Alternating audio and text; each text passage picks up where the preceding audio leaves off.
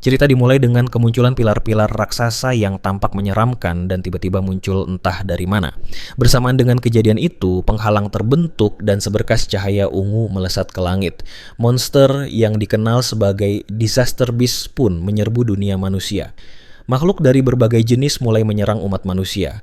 Di tengah pembantaian, ayah seorang anak laki-laki berteriak menyuruhnya lari dan menyelamatkan diri. Kekacauan melanda jalanan ketika orang-orang berlari demi bertahan hidup. Tiba-tiba, monster berapi biru menoleh ke arah bocah kecil tadi. Makhluk berapi biru itu lalu melancarkan serangan api ke arah dirinya dan sang ibu.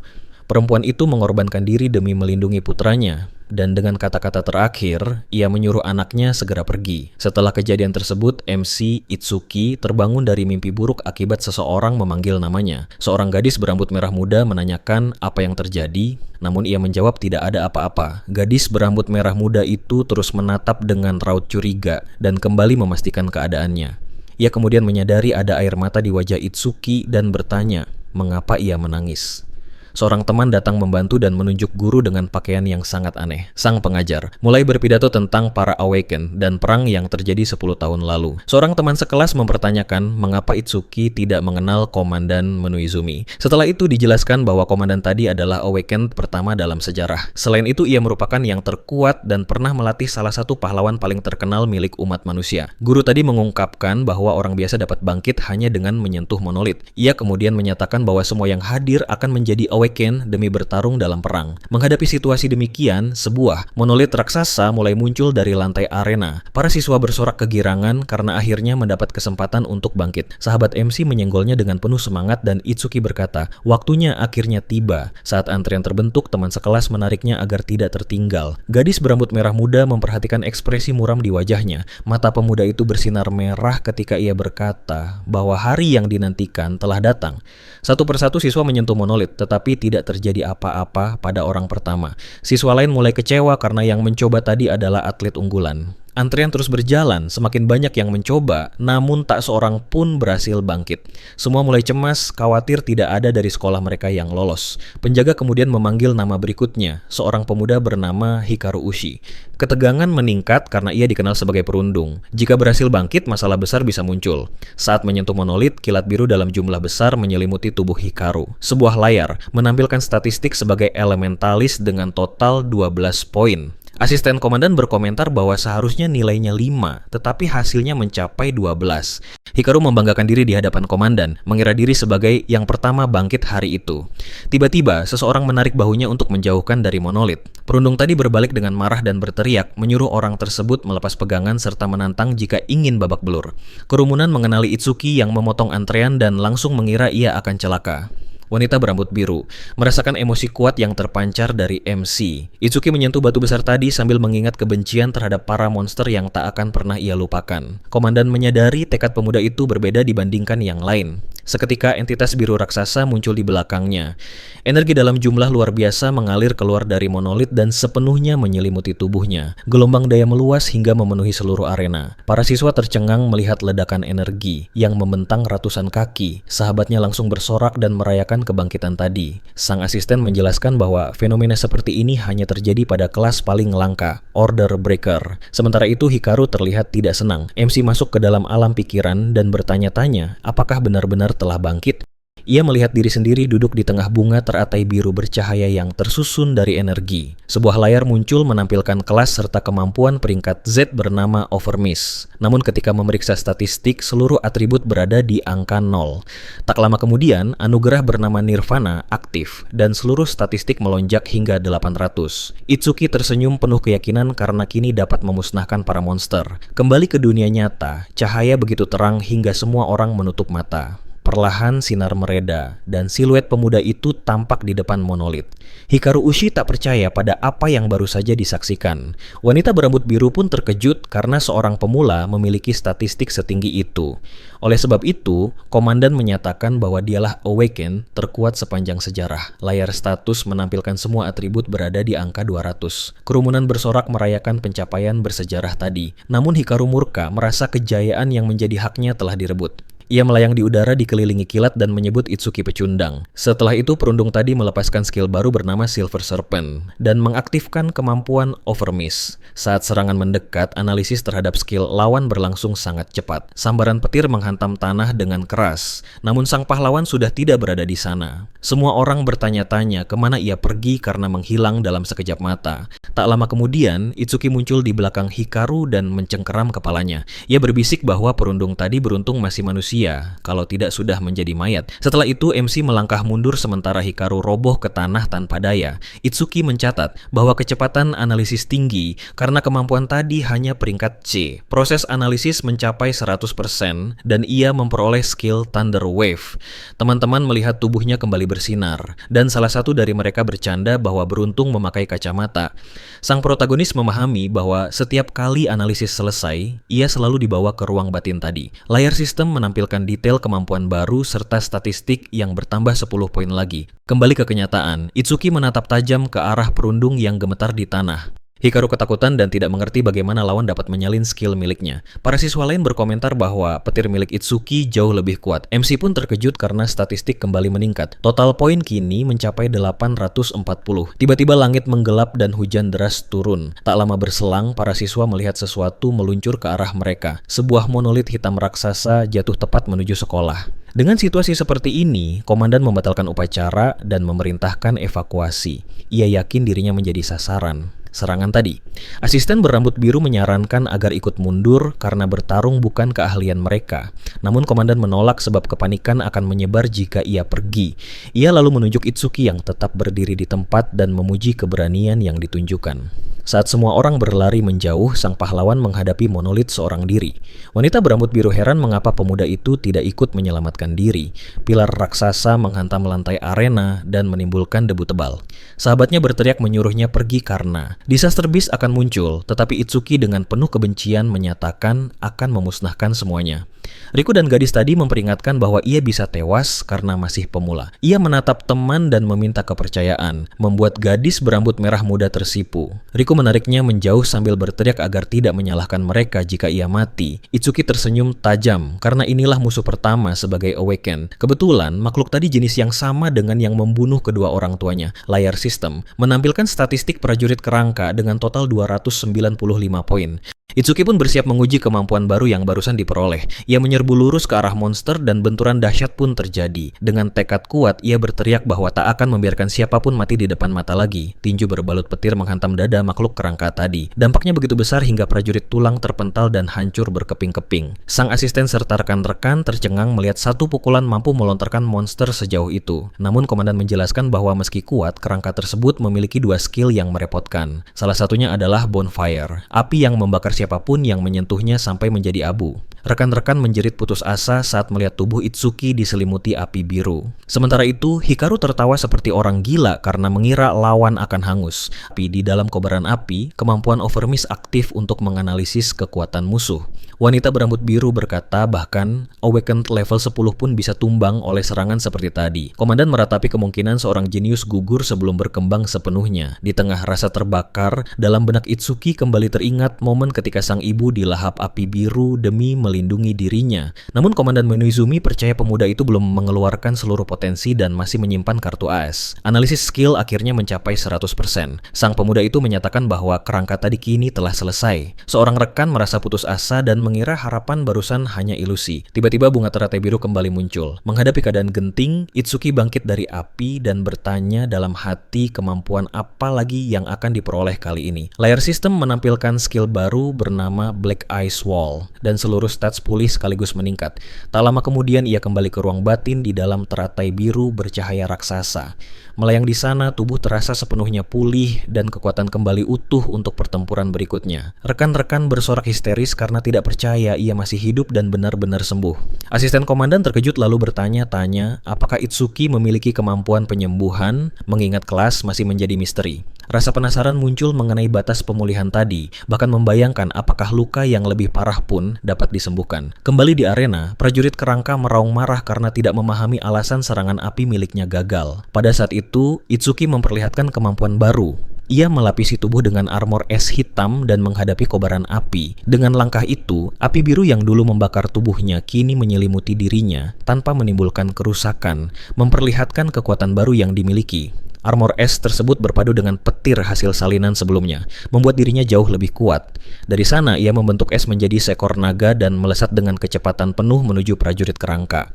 Tak lama kemudian, ia menciptakan pedang raksasa dari es dan petir untuk mengakhiri makhluk itu sekali dan untuk selamanya. Serangan menghantam prajurit kerangka tepat di bagian tengah. Tubuh makhluk tersebut hancur berkeping-keping dalam sekejap tanpa sempat bereaksi. Teman-teman sekelas terkejut melihat kecepatan gerakan tadi, yang tampak seperti teleportasi karena terlalu cepat untuk diikuti mata. Bahkan sang asisten dan guru terdiam, bertanya-tanya apakah pahlawan mereka benar-benar seorang pemula. Armor perlahan menghilang saat mereka mengomentari skill yang cukup fleksibel untuk serangan maupun pertahanan. Tak lama setelah itu, Riku memanggil namanya untuk memastikan keadaannya di tengah kekacauan tadi. Riku memeluknya dengan lega karena kemenangan sudah diraih dan sang protagonis bertanya di mana Shio karena tidak melihat gadis itu di sekitar. Teman sekelas mengatakan bahwa gadis tadi sempat berada di sana hampir menangis karena khawatir, namun tiba-tiba menghilang dan tidak tahu kemana perginya. Sang pahlawan memandang ke arah kerumunan dan bertanya-tanya, apakah gadis itu marah karena ia mengambil risiko besar dalam pertarungan tadi? Wanita berambut biru tidak percaya bahwa ia berhasil mengalahkan monster sekuat itu. Komandan memerintahkan untuk membereskan kekacauan yang terjadi. Riku berkata kemungkinan Shio pergi menyentuh monolit karena takut tertinggal dan merasa tidak ada alasan untuk cemas. Tiba-tiba sebuah suara misterius memanggil nama Itsuki dari belakang dan membuatnya terkejut. Saat berbalik, sang protagonis berhadapan langsung dengan Komandan Menizumi yang menatap dengan ekspresi serius. Para siswa lain mengamati dari kejauhan dan berspekulasi apakah komandan akan melatihnya, meskipun mereka menganggap hal itu mustahil. Riku merasa canggung dengan ketegangan di udara dan berkata akan mencari Shio agar bisa segera pergi dari sana. Setelah itu, komandan mendekat dan berkata dengan suara tegas bahwa dirinya cukup istimewa. Itsuki sedikit bingung dengan pujian tersebut dan bertanya, apa maksud dari kata istimewa? Menizumi menjelaskan bahwa ia dapat merasakan hati pemuda itu sepenuhnya dipenuhi amarah dan kebencian. Ia ingin mengetahui alasan dibalik perasaan gelap yang dibawa oleh pemuda itu. Sang pahlawan kemudian mengungkapkan bahwa semua bermula 10 tahun lalu ketika kedua orang tua tewas oleh Disaster Beast. Kenangan menyakitkan pun muncul kembali, memperlihatkan diri masa kecil yang menangis ketakutan saat serangan mengerikan terjadi. Ia berkata, hampir saja kehilangan nyawa, namun seorang Awaken muncul tepat waktu dan menyelamatkan hidupnya. Dalam detik-detik terakhir, sang ibu memintanya untuk terus melangkah maju dan menempuh jalan hidup sendiri. Bocah kecil itu hanya mampu berteriak memanggil ibunya dengan putus asa, tanpa tahu harus berbuat apa. Ia menyalahkan diri atas kematian kedua orang tua. Namun rasa bersalah perlahan berubah menjadi amarah yang tak terkendali. Pada saat itu, ia melihat makhluk sumber segala kejahatan berdiri tepat di hadapan dan merasakan kebencian mendalam. Mata bersinar merah saat bersumpah bahwa suatu hari akan membalas semua penderitaan. Kembali ke masa kini, ia menyelesaikan cerita dengan air mata mengalir dan berjanji akan membunuh setiap monster yang ada. Komandan bertanya mengapa ia masih menangis meski hati dipenuhi kebencian. Sang pahlawan menjelaskan bahwa sejak tragedi terjadi, hanya mata kanan yang selalu menangis agar kebencian tersebut tidak pernah terlupakan. Menizumi mengundangnya menjadi murid dan bergabung dengan Savior's League. Ia menjelaskan bahwa organisasi global itu berisi Awaken terkuat yang bertarung melawan para Beast. Selain itu, anggota yang disebut Saviors menerima pelatihan khusus serta hadiah besar setiap bulan. Namun ia memperingatkan bahwa semua fasilitas tidaklah gratis karena para Saviors bertarung di garis depan demi melindungi semua orang. Sang protagonis menyatakan tidak peduli pada hadiah maupun sumber daya karena ada hal lain yang jauh lebih penting.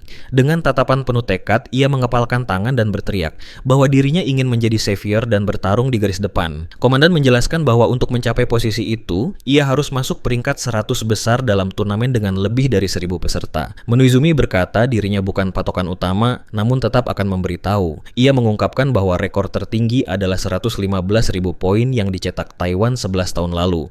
Itsuki mengenali nama pahlawan yang dikenal sebagai cahaya umat manusia dan Awaken terkuat sepanjang masa. Pria itu berkata bahwa membandingkan diri dengan sosok tersebut adalah tindakan bodoh. Namun sang pahlawan memiliki potensi untuk berdiri sejajar dengannya.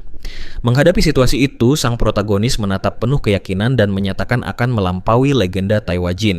Mendengar pernyataan berani tersebut, kilatan terkejut dan ketertarikan muncul di mata Komandan Mendui. Dalam kilas balik, Taiwan merenung bahwa matahari baru harus terbit untuk memenangkan perang melawan para Beast. Menghadapi keadaan tersebut, Komandan Mendui berkata bahwa matahari yang dinantikan akhirnya telah muncul. Itsuki dibawa ke tempat yang berbeda dan bertanya bangunan raksasa apa yang berdiri di hadapan mereka. Monozumi menjelaskan bahwa monumen batu berfungsi seperti gerbang menuju dunia para disaster beast. Karena alasan tersebut, jika hanya makhluk yang dibunuh tanpa menghancurkan portal, lebih banyak lagi akan terus berdatangan. Bangunan itu merupakan fasilitas untuk mengisolasi monumen dan juga berfungsi sebagai tempat pelatihan bagi para awakened. Itsuki bertanya apakah itu fasilitas pelatihan. Komandan mengonfirmasi dan menyebutnya sebagai sebuah stage. Ia memperingatkan bahwa para beast di sana cukup kuat dan lokasi tersebut dikenal sebagai kuburan para rookie. Sesaat kemudian, ia menyebutkan bahwa bahkan Taiwan Jin saat masih rookie membutuhkan 3 menit 14 detik untuk melewati tantangan. Pria tersebut mengingatkan bahwa ia pernah mengatakan akan melampaui sang hero. Karena itu, ia menantangnya menyelesaikan semuanya dalam waktu 3 menit. Lalu ia mengajukan sebuah tawaran dan mengatakan bahwa jika pemuda-muda berhasil, ia akan secara resmi menjadikannya murid. Saat mereka memasuki gedung, orang-orang mengenali komandan dan mulai bertanya-tanya siapa rookie yang bersamanya. Itsuki sedikit terkejut melihat reaksi semua orang dan bertanya dalam hati apakah pria tersebut memang seterkenal itu. Sebuah layar menunjukkan bahwa level para beast di sana adalah 10, dan Itsuki bertanya-tanya seberapa kuat level tersebut sebenarnya. Kerumunan mulai terbentuk dan berspekulasi tentang pemuda-muda itu. Sebagian mengira hanya bermodal wajah tampan. Itsuki mendekati meja resepsionis dan mengatakan ingin memasuki stage, lalu wanita di sana bertanya berapa orang yang akan masuk. Dengan tatapan penuh percaya diri, ia menjawab akan masuk sendirian, membuat resepsionis cukup terkejut. Adegan memperlihatkan pemuda-muda berdiri seorang diri sementara yang lain mengamati dari kejauhan. Wanita itu kesal, mengira semua ini hanya lelucon, lalu memperingatkan bahwa tempat itu sangat berbahaya dan bisa menyebabkan luka serius. Orang-orang di kerumunan mulai menertawakannya, menganggap bocah tersebut sedang mencoba mendekati resepsionis. Tetapi Itsuki langsung memotong dan mengatakan tidak memiliki minat sedikit pun, dan tujuan datang ke sana hanya untuk bertarung. Wanita tersebut tidak percaya dan malah menawarkan nomor telepon, mengira ia sedang jual mahal demi menjaga harga diri. Menghadapi situasi tersebut, ia menatap tajam dan mengatakan agar tidak membuatnya mengulang bahwa ia tidak menginginkan nomor tersebut. Merasa takut, akhirnya wanita itu menyerah dan memberikan gelang masuk sambil memperingatkan bahwa dirinya tidak bertanggung jawab atas apapun. Kerumunan berkomentar bahwa ia bodoh dan bahwa rookie level 0 memasuki stage level 10 sama saja mati konyol. Sebagian lain berpikir mungkin ia memiliki gift khusus, tetapi seorang pria mengatakan level jauh lebih penting daripada kekuatan apapun. Dengan gelang di tangan, Itsuki mendekati gerbang untuk memindai dan memasuki tantangan. Saat pergelangan tangan didekatkan ke pemindai, layar muncul dan mengonfirmasi masuknya Awakened Itsuki Tenma ke dalam stage. Ia bersiap, meletakkan buku jari, lalu mengingat janji untuk menyelesaikan semua dalam waktu kurang dari 3 menit. Tak lama kemudian, timer digital mulai berjalan di layar dan tantangan resmi dimulai. Begitu challenge dimulai, Itsuki bersiap untuk bertindak. Mata memancarkan cahaya merah. Ia berlari melintasi padang luas dan menyadari bagian dalam stage jauh lebih besar daripada bayangan sebelumnya. Dengan tatapan penuh tekad, ia berhenti dan berkonsentrasi karena sudah bisa merasakan kehadiran musuh yang mendekat. Tiba-tiba monster kayu muncul dan menyerang. Tetapi layar sistem menunjukkan makhluk tersebut hanya level 4. Tanpa membuang waktu sedetik pun, Itsuki menciptakan Ice Blade dan menerjang makhluk itu dengan seluruh kekuatan. Dengan senyum di wajah, ia memegang kapak es raksasa dan mengejek monster lain yang menyaksikan.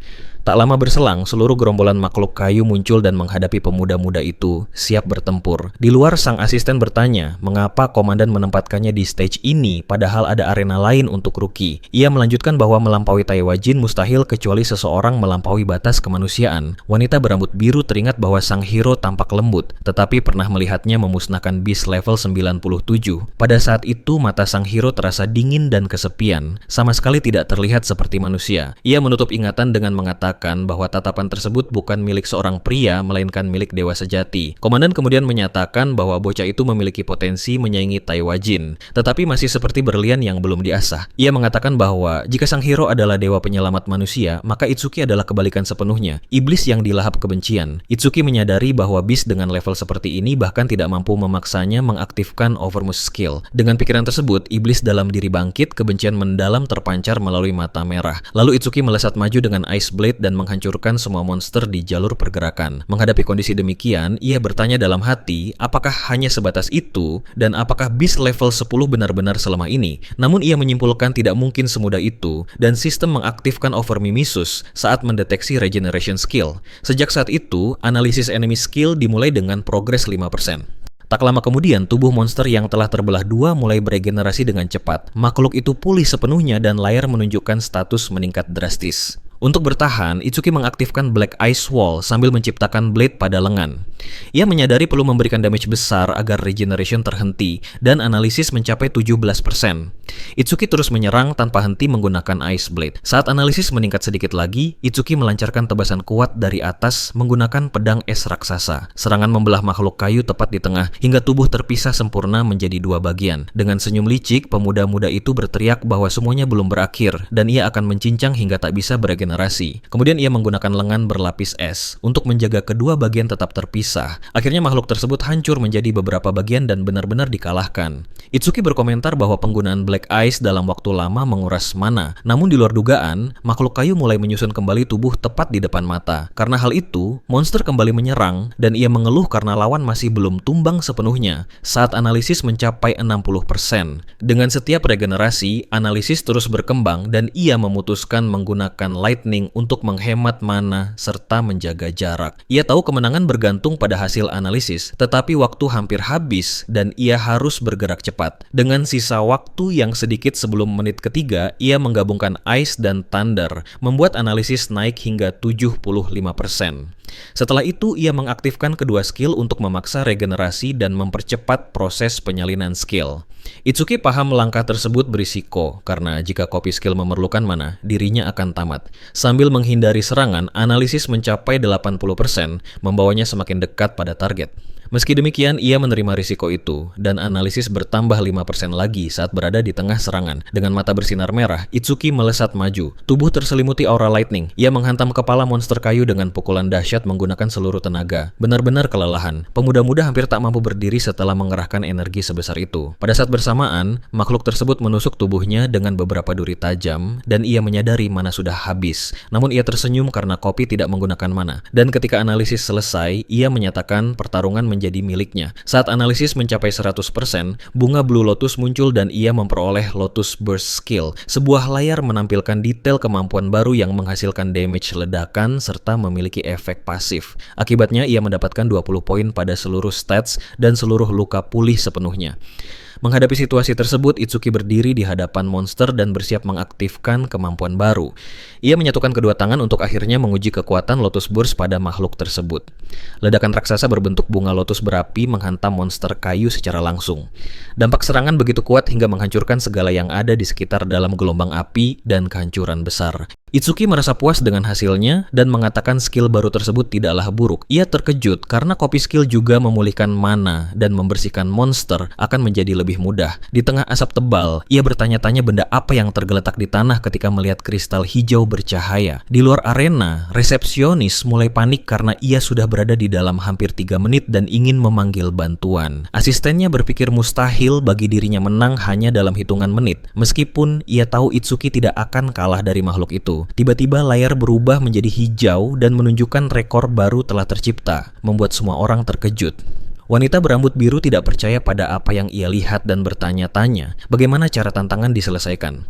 Panel mengonfirmasi keberhasilan dalam 2 menit 14 detik dan ia berteriak bahwa bahkan belum genap 3 menit. Tak lama kemudian Itsuki keluar dari portal dan roboh ke tanah dalam kondisi kelelahan, sementara layar menegaskan rekor baru. Kerumunan bersorak liar karena ia 1 menit lebih cepat daripada Taiwajin, meski hanya rookie level 0. Itsuki bangkit lalu bertanya kepada komandan apakah hal tersebut berarti dirinya resmi menjadi murid. Dengan senyum penuh percaya diri, ia menatap pria itu dan untuk pertama kalinya memanggilnya Master. Meno Izumi memujinya dan menerima sebagai murid. Asistennya mencatat bahwa sudah lama ia tidak terlihat sebahagia ini. Kerumunan terkejut mengetahui dirinya adalah murid komandan, namun sebagian masih meragukan potensi yang dimiliki. Melihat keadaan itu, resepsionis mendekat dengan wajah malu sambil membawa hadiah dan meminta maaf atas sikap kasar sebelumnya. Itsuki menerima kotak tersebut dan berkata tidak masalah karena ia hanya mengkhawatirkan orang asing. Dari sana, ia berterima kasih atas kepedulian sang resepsionis, membuat wajah wanita itu memerah dan salah tingkah. Wanita berambut biru memanggilnya untuk pergi, tampak sedikit kesal dengan situasi yang terjadi. Ia memperingatkan agar Itsuki tidak menjadi sombong hanya karena menjadi murid ayahnya, dan komandan menyarankan menaikkan level. Pria tersebut mengatakan tahap saat ini terlalu mudah, dan Itsuki sudah mampu mencoba tahap lanjutan. Saat mereka berjalan keluar, komandan menjelaskan bahwa level bukan faktor paling penting dalam kekuatan seekor beast. Ia mengungkapkan bahwa faktor penentu sebenarnya adalah spesies makhluk, karena sebagian hanya bertindak berdasarkan insting. Namun ada spesies dengan kecerdasan setara, atau bahkan melampaui manusia, dan golongan seperti itu jauh lebih berbahaya. Wanita berambut biru menjelaskan bahwa Awakened dan Beast memiliki kemiripan, tetapi hanya manusia yang mempunyai kelas. Karena alasan itu, ia mengatakan tujuan berikutnya adalah tahap lanjutan di distrik 4. Dengan tatapan penuh amarah, Itsuki bertanya dalam hati apakah Beast yang dibunuh merasakan rasa sakit. Menghadapi aura gelap yang muncul, asisten merasa takut dan bertanya-tanya apa yang sedang dipikirkan. Beberapa orang berkomentar bahwa tahap di distrik 4 dikendalikan oleh seseorang bernama Ri Kinoshida. Salah satu pria tampak ketakutan dan menyuruh temannya diam karena jika ada yang mendengar, mereka bisa mendapat masalah. Sementara itu terlihat Ri Kinoshida, putra kepala distrik utara, dalam adegan penuh kesombongan. Seorang penjaga bertanya kapan ia akan pergi, tetapi pemuda-muda itu mengatakan tempat tersebut miliknya dan ia akan pergi kapanpun menginginkannya. Dengan senyum angkuh, ia menyatakan bahwa menunggu dalam antrean hanya untuk rakyat biasa, bukan untuk dirinya. Kembali pada Itsuki, ia membuka hadiah dari resepsionis dan menemukan batu putih bercahaya di dalam kotak. Beberapa saat kemudian, ia duduk bersama komandan dan asisten sambil mengatakan bahwa dirinya mengenali batu tersebut. Mendui bertanya apakah ia pernah melihat Karma Stone sebelumnya, dan pemuda-muda memegang benda tersebut. Itsuki teringat kristal hijau besar yang ditinggalkan Beast dan mengatakan ada sedikit perbedaan. Ia membandingkan batu putih yang diterima dengan kristal hijau yang dilihat sebelumnya dan menyadari warnanya berbeda. Asisten terkejut mengetahui ia menemukan Karma Stone tingkat menengah pada tahap rookie. Wanita berambut biru mengingatkan bahwa dirinya masih rookie dan menjelaskan bahwa Karma Stone adalah batu XP. Jadi ketika Beast dikalahkan, makhluk itu melepaskan energi yang diserap pemenang untuk naik level. Dengan demikian, batu tersebut pada dasarnya adalah kristal yang menyimpan seluruh energi itu untuk digunakan nanti. Namun ia merasa sangat aneh karena benda seperti itu terbentuk secara alami di tahap sesederhana ini. Komandan Menizumi kemudian mengatakan kemungkinan hal tersebut terjadi karena gift milik Itsuki. Baik pemuda-muda maupun asisten tampak bingung dan tidak memahami maksud kata gift. Pria itu menjelaskan bahwa biasanya ia akan menyerap XP, tetapi bocah itu tidak naik level. Dari sana, ia berteori bahwa energi dari monster pertama terserap oleh semua orang yang berada di tempat kejadian. Dengan kata lain, dirinya dan wanita berambut biru tanpa sengaja mencuri XP milik pemuda-muda itu. Namun karena tidak ada orang lain di tahap lanjutan tadi, energi tersebut memadat dan berubah menjadi Karma Stone. Asisten kemudian bertanya bagaimana stats dapat meningkat jika dirinya tidak bisa naik level secara normal. Komandan langsung memotong pembicaraan, mengatakan bahwa Awaken Gift bersifat rahasia. Ia memberitahu Itsuki untuk melakukan apapun yang diinginkan dengan batu itu dan mengabarkan bahwa dirinya akan pergi menghadiri konferensi selama beberapa waktu. Sebelum berangkat, dia memberikan 4 aturan. Jaga rahasia, jangan membicarakan gift milik Itsuki, dan selesaikan 6 stage. Itsuki menyetujuinya dengan senyum penuh percaya diri dan mengatakan akan mengikuti semua perintah sang master. Di distrik 4, dua Awaken sedang berdebat dengan beberapa penjaga keamanan. Mereka mengeluh karena stage sudah dipesan oleh keluarga Kinesida. Salah satu dari mereka menjadi marah mengatakan bahwa memiliki uang bukan berarti bebas melakukan apa saja. Pria itu bersikeras masuk karena anak orang kaya belum juga tiba. Dengan nada mengancam, dia berkata akan melaporkan semuanya kepada Awakened Guild. Namun sosok gelap bermata merah muncul di belakang mereka. Tak lama kemudian, salah satu pria mencoba menyerang, tetapi seorang brute menghantamnya dengan pukulan keras. Serangan tersebut membuat pria lainnya terpental. Pria berotot melesat maju dengan tinju berkecepatan tinggi menuju Awakened. Dari sana, pukulan miliknya berbenturan dengan serangan Earth milik lawan muda. Hantaman pria tersebut hancur total saat terjadi benturan. Awaken terkejut karena B-rank skill miliknya tidak berfungsi. Dia tidak percaya serangan tadi bahkan tidak memberi dampak apapun. Brutal itu memperlihatkan wajah metalik dengan mata merah menyala. Dengan senyum tipis, dia mengatakan bahwa serangan tadi bahkan tidak terasa. Pria lain diliputi ketakutan dan bertanya, apakah sosok itu monster? Bagaimanapun, teknik miliknya mampu menembus apapun. Kemudian Tikaru mencengkeram kerah pria tersebut dengan ekspresi mengerikan. Pemuda tadi membeku sepenuhnya saat bahaya berada tepat di depan mata. Tanpa belas kasihan, pria berotot menyerang Awakened muda di hadapannya. Bocah malang itu tidak memiliki kesempatan untuk bertahan. Kerumunan mengenali penyerang sebagai Tearu Oga, salah satu pilar Ri. Dia adalah Metal Elementalis level 12. Tearu menahan kedua pria dan memperingatkan bahwa tak seorang pun boleh masuk tanpa izin. Ia mengancam siapapun yang melawan akan menerima nasib serupa. Satu orang dilempar ke tanah, sementara yang lain dicekik agar pesan tersebut jelas. Brutal itu berkata agar tidak terpikir membantu keduanya. Salah satu pria bersetelan jas mengatakan kepada Takaru agar tidak berlebihan karena banyak orang menonton. Dia memperingatkan bahwa sang master bisa marah. Tearu mengabaikan peringatan tersebut dan melempar pemuda tadi ke tanah dengan tatapan merendahkan. Dia tampak tidak peduli terhadap konsekuensi. Tiba-tiba, Itsuki bersama wanita berambut biru muncul untuk membantu pria yang terluka, lalu korban menunjuk ke arah penyerang. Kerumunan berkomentar bahwa pemuda itu masih level 0 dan akan tamat karena ikut campur. Seseorang lain mengatakan, wanita di sampingnya terlihat familiar. Mendengar hal tersebut, Taru berteriak marah bahwa tidak seorang pun boleh lewat tanpa izin, dan menyuruhnya pergi jika tidak ingin berakhir seperti yang lain. Itsuki memahami bahwa dia harus mengalahkan lawan agar bisa masuk. Sementara itu, wanita berambut biru berkata akan memanggil administrator, tetapi Itsuki menghentikannya dan mengatakan tidak perlu. Ia teringat pesan sang master untuk memperjuangkan apa yang diyakini dengan seluruh kekuatan. Dari sana, ia meminta asisten merawat korban luka sementara dirinya menghadapi Brute. Sistem menampilkan status milik Itsuki. Tikaru mencibir, bertanya, mengapa level 0 berani menantangnya, tetapi Taru merasakan tekanan aneh dari sosok muda di hadapan. Status milik Taru terungkap dengan total 605 poin. Meski memiliki keunggulan level, Brutal tersebut menjadi tegang dan tidak memahami apa yang terjadi. Dia memusatkan pandangan pada bocah di depan, berusaha memahami dari mana rasa percaya diri dan kekuatan tersembunyi berasal. Dalam pantulan matanya, terlihat Itsuki melesat dengan kecepatan tidak masuk akal. Tanpa kesempatan bereaksi, Itsuki melayangkan pukulan dahsyat tepat ke wajah metalik Teo. Kerumunan tercengang melihat kecepatan serangan tersebut. Salah satu di antara mereka berkata, bahkan pada level 8, dia tidak mampu mengikutinya. Dampak hantaman begitu kuat hingga mulai memecahkan pertahanan logam pada wajah Takaru. Tearu memegang wajah metalik sambil memuji kecepatan sosok muda. Ia melihat retakan akibat pukulan Itsuki, tetapi mengatakan kekuatan serangan masih kurang lalu membalas dengan tendangan kuat. Serangan balasan membuat Itsuki terpental. Dari sana Itsuki menyadari perlu menggunakan Thunder Wave. Dengan cara itu, kelincahan dapat meningkat dan memungkinkan menghadapi musuh yang lebih kuat. Layar status menampilkan atribut dan Overmost Skill aktif. Analisis metalization milik lawan dimulai dari 1%.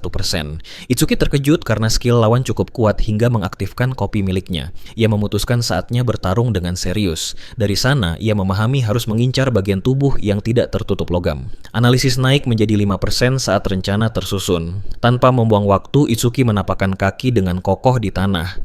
Ia bersiap melesat dengan seluruh kecepatan. Tearu mengejek mengatakan bahwa Itsuki tidak memiliki kekuatan maupun kecepatan.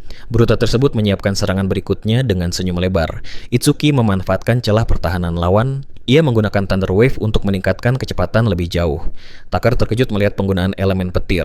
Itsuki melesat sambil mengatakan tidak akan memberinya waktu untuk metalize. Dalam rangkaian pukulan cepat, analisis meningkat tanpa henti. Persentase melonjak dari 25 menjadi 66 hanya dalam hitungan detik. Kerumunan tercengang dan bertanya, bagaimana mungkin dia memakai skill dari kelas berbeda? Mereka mulai berpikir level 0 benar-benar bisa mengalahkan Tekuru. Brute tersebut mulai putus asa menghadapi kecepatan sang pemuda. Dia sadar jika situasi berlanjut, kekalahan telak menanti. Dalam kondisi terdesak, bahkan perintah pun sulit keluar dari mulut. Taruru berteriak kepada anak buah agar berhenti menonton dan segera membantu. Ia menyadari telah mencapai batas dan tidak memiliki pilihan lain. Dengan gigi terkatup, dia memutuskan memainkan kartu terakhir. Dengan teriakan keras, Taru melepaskan energi dalam jumlah luar biasa. Kekuatan ledakan itu begitu besar hingga baju yang dikenakan robek sepenuhnya. Setelah itu, dia metalize seluruh tubuh dan analisis mencapai 88%. Brute tersebut berterima kasih kepada Itsuki karena telah memojokkan dirinya. Ia menjelaskan bahwa bagian tubuh berbahan logam mendapatkan bonus defense. Dengan begitu, total defense melampaui 500 poin. Dia mengatakan semula berencana membelah pemuda-muda menjadi 2 bagian. Tetapi sebagai bentuk rasa terima kasih, dia berjanji akan memberi akhir yang cepat dan tanpa rasa sakit. Kerumunan tidak percaya karena angka pertahanan setinggi itu sangat jarang terlihat. Mereka mengira bocah level 0 sudah memenangkan pertarungan. Itsuki menganalisis bahwa transformasi mengonsumsi banyak mana. Karena itu, cadangan mana milik lawan pasti tidak terlalu besar jika defense setajam itu dipertahankan. Teru tertawa mendengar teori tersebut, namun dalam hati dia cukup terkejut. Dia bertanya-tanya bagaimana level 0 bisa memiliki intuisi setajam itu. Itsuki mengatakan dia tidak akan mencoba menguras mana lawan karena pertarungan akan diakhiri sekarang juga. Tak lama kemudian, analisis akhirnya mencapai 100%. Wanita berambut biru melihat bunga lotus kembali muncul. Dia menyadari Itsuki semakin kuat. Orang-orang di kerumunan tidak memahami skill tersebut. Mereka mengira itu bukan serangan dan bertanya, bagaimana cara menang dengan teknik seperti itu? Analisis selesai dan Itsuki memperoleh piercing sphere. Masalahnya, kecepatan hanya 1 meter per detik. Dengan tatapan penuh tekad, Itsuki bersumpah menghancurkan defense lawan. Dia akan meruntuhkan kebanggaan terbesar musuh. Berkat skill baru, stat meningkat 10 poin lagi. Luka pada tubuh pulih dan Itsuki muncul di dalam bunga lotus biru. Dia menantang Teru untuk mencoba menghindari serangan baru. Setelah itu, piercing sphere diaktifkan dengan senyum percaya diri. Kerumunan tidak percaya, level 0 mampu menembus defense level 12. Mereka merasa ada sesuatu yang sangat aneh di mata Itsuki. Sebuah bola kecil berwarna ungu gelap muncul di depan Itsuki. Cahaya kuat memancar dengan kekuatan misterius. Dari sana, bola perlahan bergerak menuju kerumunan. Serangan melaju sangat lambat dan mudah ditebak. Orang-orang justru menertawakan skill tersebut karena dianggap mengecewakan. Salah satu dari mereka berkomentar bahwa benda itu hanya bola kecil biasa. Takaru ikut mencibir dan menyuruh Itsuki berhenti membuatnya tertawa. Dia tidak percaya serangan selemah itu bisa menghentikan langkahnya. Tatapan mengejek diarahkan pada bola energi yang melayang pelan. Si pria kasar bertanya, apakah ini kartu truf milik pemuda-muda? Dia memperingatkan bahwa bocah itu akan berakhir tragis. Bola kecil menembus tubuh logam seolah tanpa hambatan. Serangan benar-benar melampaui absolute defense. Itsuki mengatakan dia sengaja menyisakan lengan kanan karena lawan masih manusia. Jika yang dihadapi seekor beast, dia pasti langsung mengincar leher musuh. Setelah itu, Itsuki menoleh ke arah anak buah berjas. Dengan tatapan dingin, Itsuki menyuruh mereka membawa pria terluka ke rumah sakit. Kemudian Itsuki berteriak marah dan menyuruh semua orang pergi dari pandangan. Kesabaran terhadap situasi sudah habis. Ketakutan, para pria berjas mengangkat bos yang terjatuh. Mereka segera pergi secepat mungkin dari tempat tersebut. Wanita berambut biru dan kerumunan merayakan kemenangan tak terduga. Mereka tidak percaya Itsuki benar-benar berhasil. Dua pria yang diselamatkan memanggilnya untuk membentuk kelompok. Mereka mengatakan bertiga bisa menaklukkan stage dalam waktu singkat. Salah satu dari mereka bersemangat karena tim memiliki healer. Dengan begitu, mana bisa dipulihkan dan sphere dapat digunakan berkali-kali. Itsuki berpikir defense monster yang tinggi justru menguntungkan. Cara itu memungkinkan peningkatan kecepatan sphere baru. Menghadapi situasi tersebut, dua pria muda mendesak agar Itsuki bergabung. Mereka menunggu jawaban dengan cemas. Dengan ekspresi serius, tawaran langsung ditolak. Itsuki menyatakan dengan tegas bahwa tantangan akan dimasuki sendirian. Kerumunan terkejut oleh keputusan pemuda-muda. Mereka tidak percaya dia akan memasuki stage level 15 seorang diri. Wanita berambut biru memperingatkan bahwa langkah itu terlalu berisiko. Mendengar peringatan itu, salah satu pria muda berpamitan dan mengatakan akan mencari tim lain. Asisten kemudian mengingatkan tentang defense monster yang sangat tinggi. Dia khawatir apakah mana milik Itsuki akan cukup bertahan, dan Itsuki menenangkannya. Wajah wanita itu memerah cerah dan dia menyangkal rasa khawatir. Dia berkata akan membantu korban luka dan menyuruh Itsuki melakukan apapun yang diinginkan. Sebelum pergi, dia memperingatkan bahwa Stone Beast bergerak dalam kelompok. Dia juga menyarankan agar berhati-hati terhadap konsumsi mana. Itsuki mengangguk setuju lalu mendekati gerbang masuk. Sistem mengonfirmasi entry Awaken Tenma. Saat memasuki stage, Itsuki menyapu pemandangan di depan.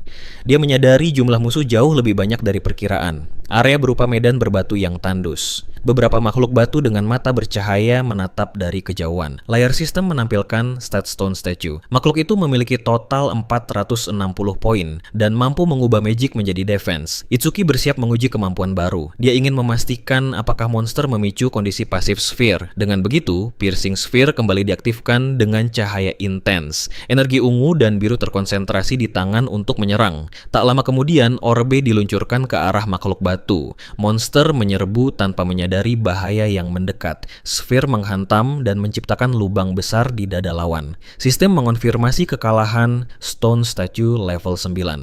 Setelah itu, teori terbukti benar dan kecepatan sphere meningkat 100%. Itsuki sudah yakin rencana akan berhasil. Tidak lama kemudian, 3 makhluk batu lain muncul dan menghadapi Itsuki, siap menyerang. Mereka tampak jauh lebih marah dibanding sebelumnya. Itsuki berpikir monster lambat adalah target sempurna bagi kemampuan baru. Tubuh diselimuti petir dan persiapan dilakukan. Beberapa musuh lagi berhasil dikalahkan dan setiap tembakan menghabiskan 50 mana. Dengan jumlah mana saat ini, hanya tersisa 2 serangan. Dalam keadaan seperti itu, 2 monster terlihat mendekat sementara bos belum muncul. Serangan harus dihemat untuk akhir pertarungan. Dari situ, muncul gagasan untuk mengalahkan 2 lawan sekaligus dengan 1 tembakan. Energi dipusatkan demi serangan sempurna. Sphere ditembakkan ke tanah untuk menciptakan layar debu. Ledakan mengangkat banyak batu dan mengalihkan perhatian monster. Memanfaatkan gangguan tersebut, Itsuki melompat ke udara demi mengejutkan makhluk batu. Langkah memberi keuntungan taktis dari atas. Dengan tatapan tajam dan senyum tipis, Itsuki menyiapkan pukulan terakhir. Mata bersinar merah karena adrenalin. Seluruh energi dikumpulkan ke dalam sphere dan diluncurkan sekuat tenaga dari udara. Energi ungu bercahaya kuat di angkasa. Serangan menghantam kedua monster tepat sasaran dan kecepatan sphere kembali meningkat. Sistem mengonfirmasi 2 eliminasi. Karena benar-benar kelelahan dan kehabisan mana, Itsuki jatuh ke tanah. Itsuki mengeluh dan berharap memiliki skill pemulihan. Meski letih, ia mencatat bahwa kini mampu mengenai target yang berlari dengan kecepatan 5 meter per detik. Kemampuan miliknya menjadi jauh lebih kuat. Layar menampilkan detail piercing sphere. Peningkatan kecepatan skill dapat mencapai hingga 500%. Tiba-tiba, tanah bergetar hebat dan bayangan raksasa menutupi tubuh Itsuki. Tak lama kemudian, stage boss muncul dengan auman menggelegar dan debu beterbangan ke segala arah. Makhluk batu itu mengaktifkan skill peringkat B- bernama Gigantification dan berubah menjadi sangat besar. Layar menunjukkan bahwa monster berada di level 15 dengan total 777 poin. Menghadapi bahaya tersebut, Itsuki mengaktifkan Thunder Wave untuk meningkatkan kelincahan sebesar 50%. Itsuki bertanya-tanya apakah piercing sphere mampu menembus makhluk setangguh itu. Karena alasan tersebut, ia memutuskan peluang terbaik adalah membidik kepala agar menghasilkan kerusakan lebih besar. Ia melompat tinggi dan menemukan celah sempurna untuk melepaskan serangan dengan seluruh kekuatan. Namun ia menyadari sphere terlalu kecil dan mungkin tidak cukup kuat untuk menjatuhkan raksasa itu.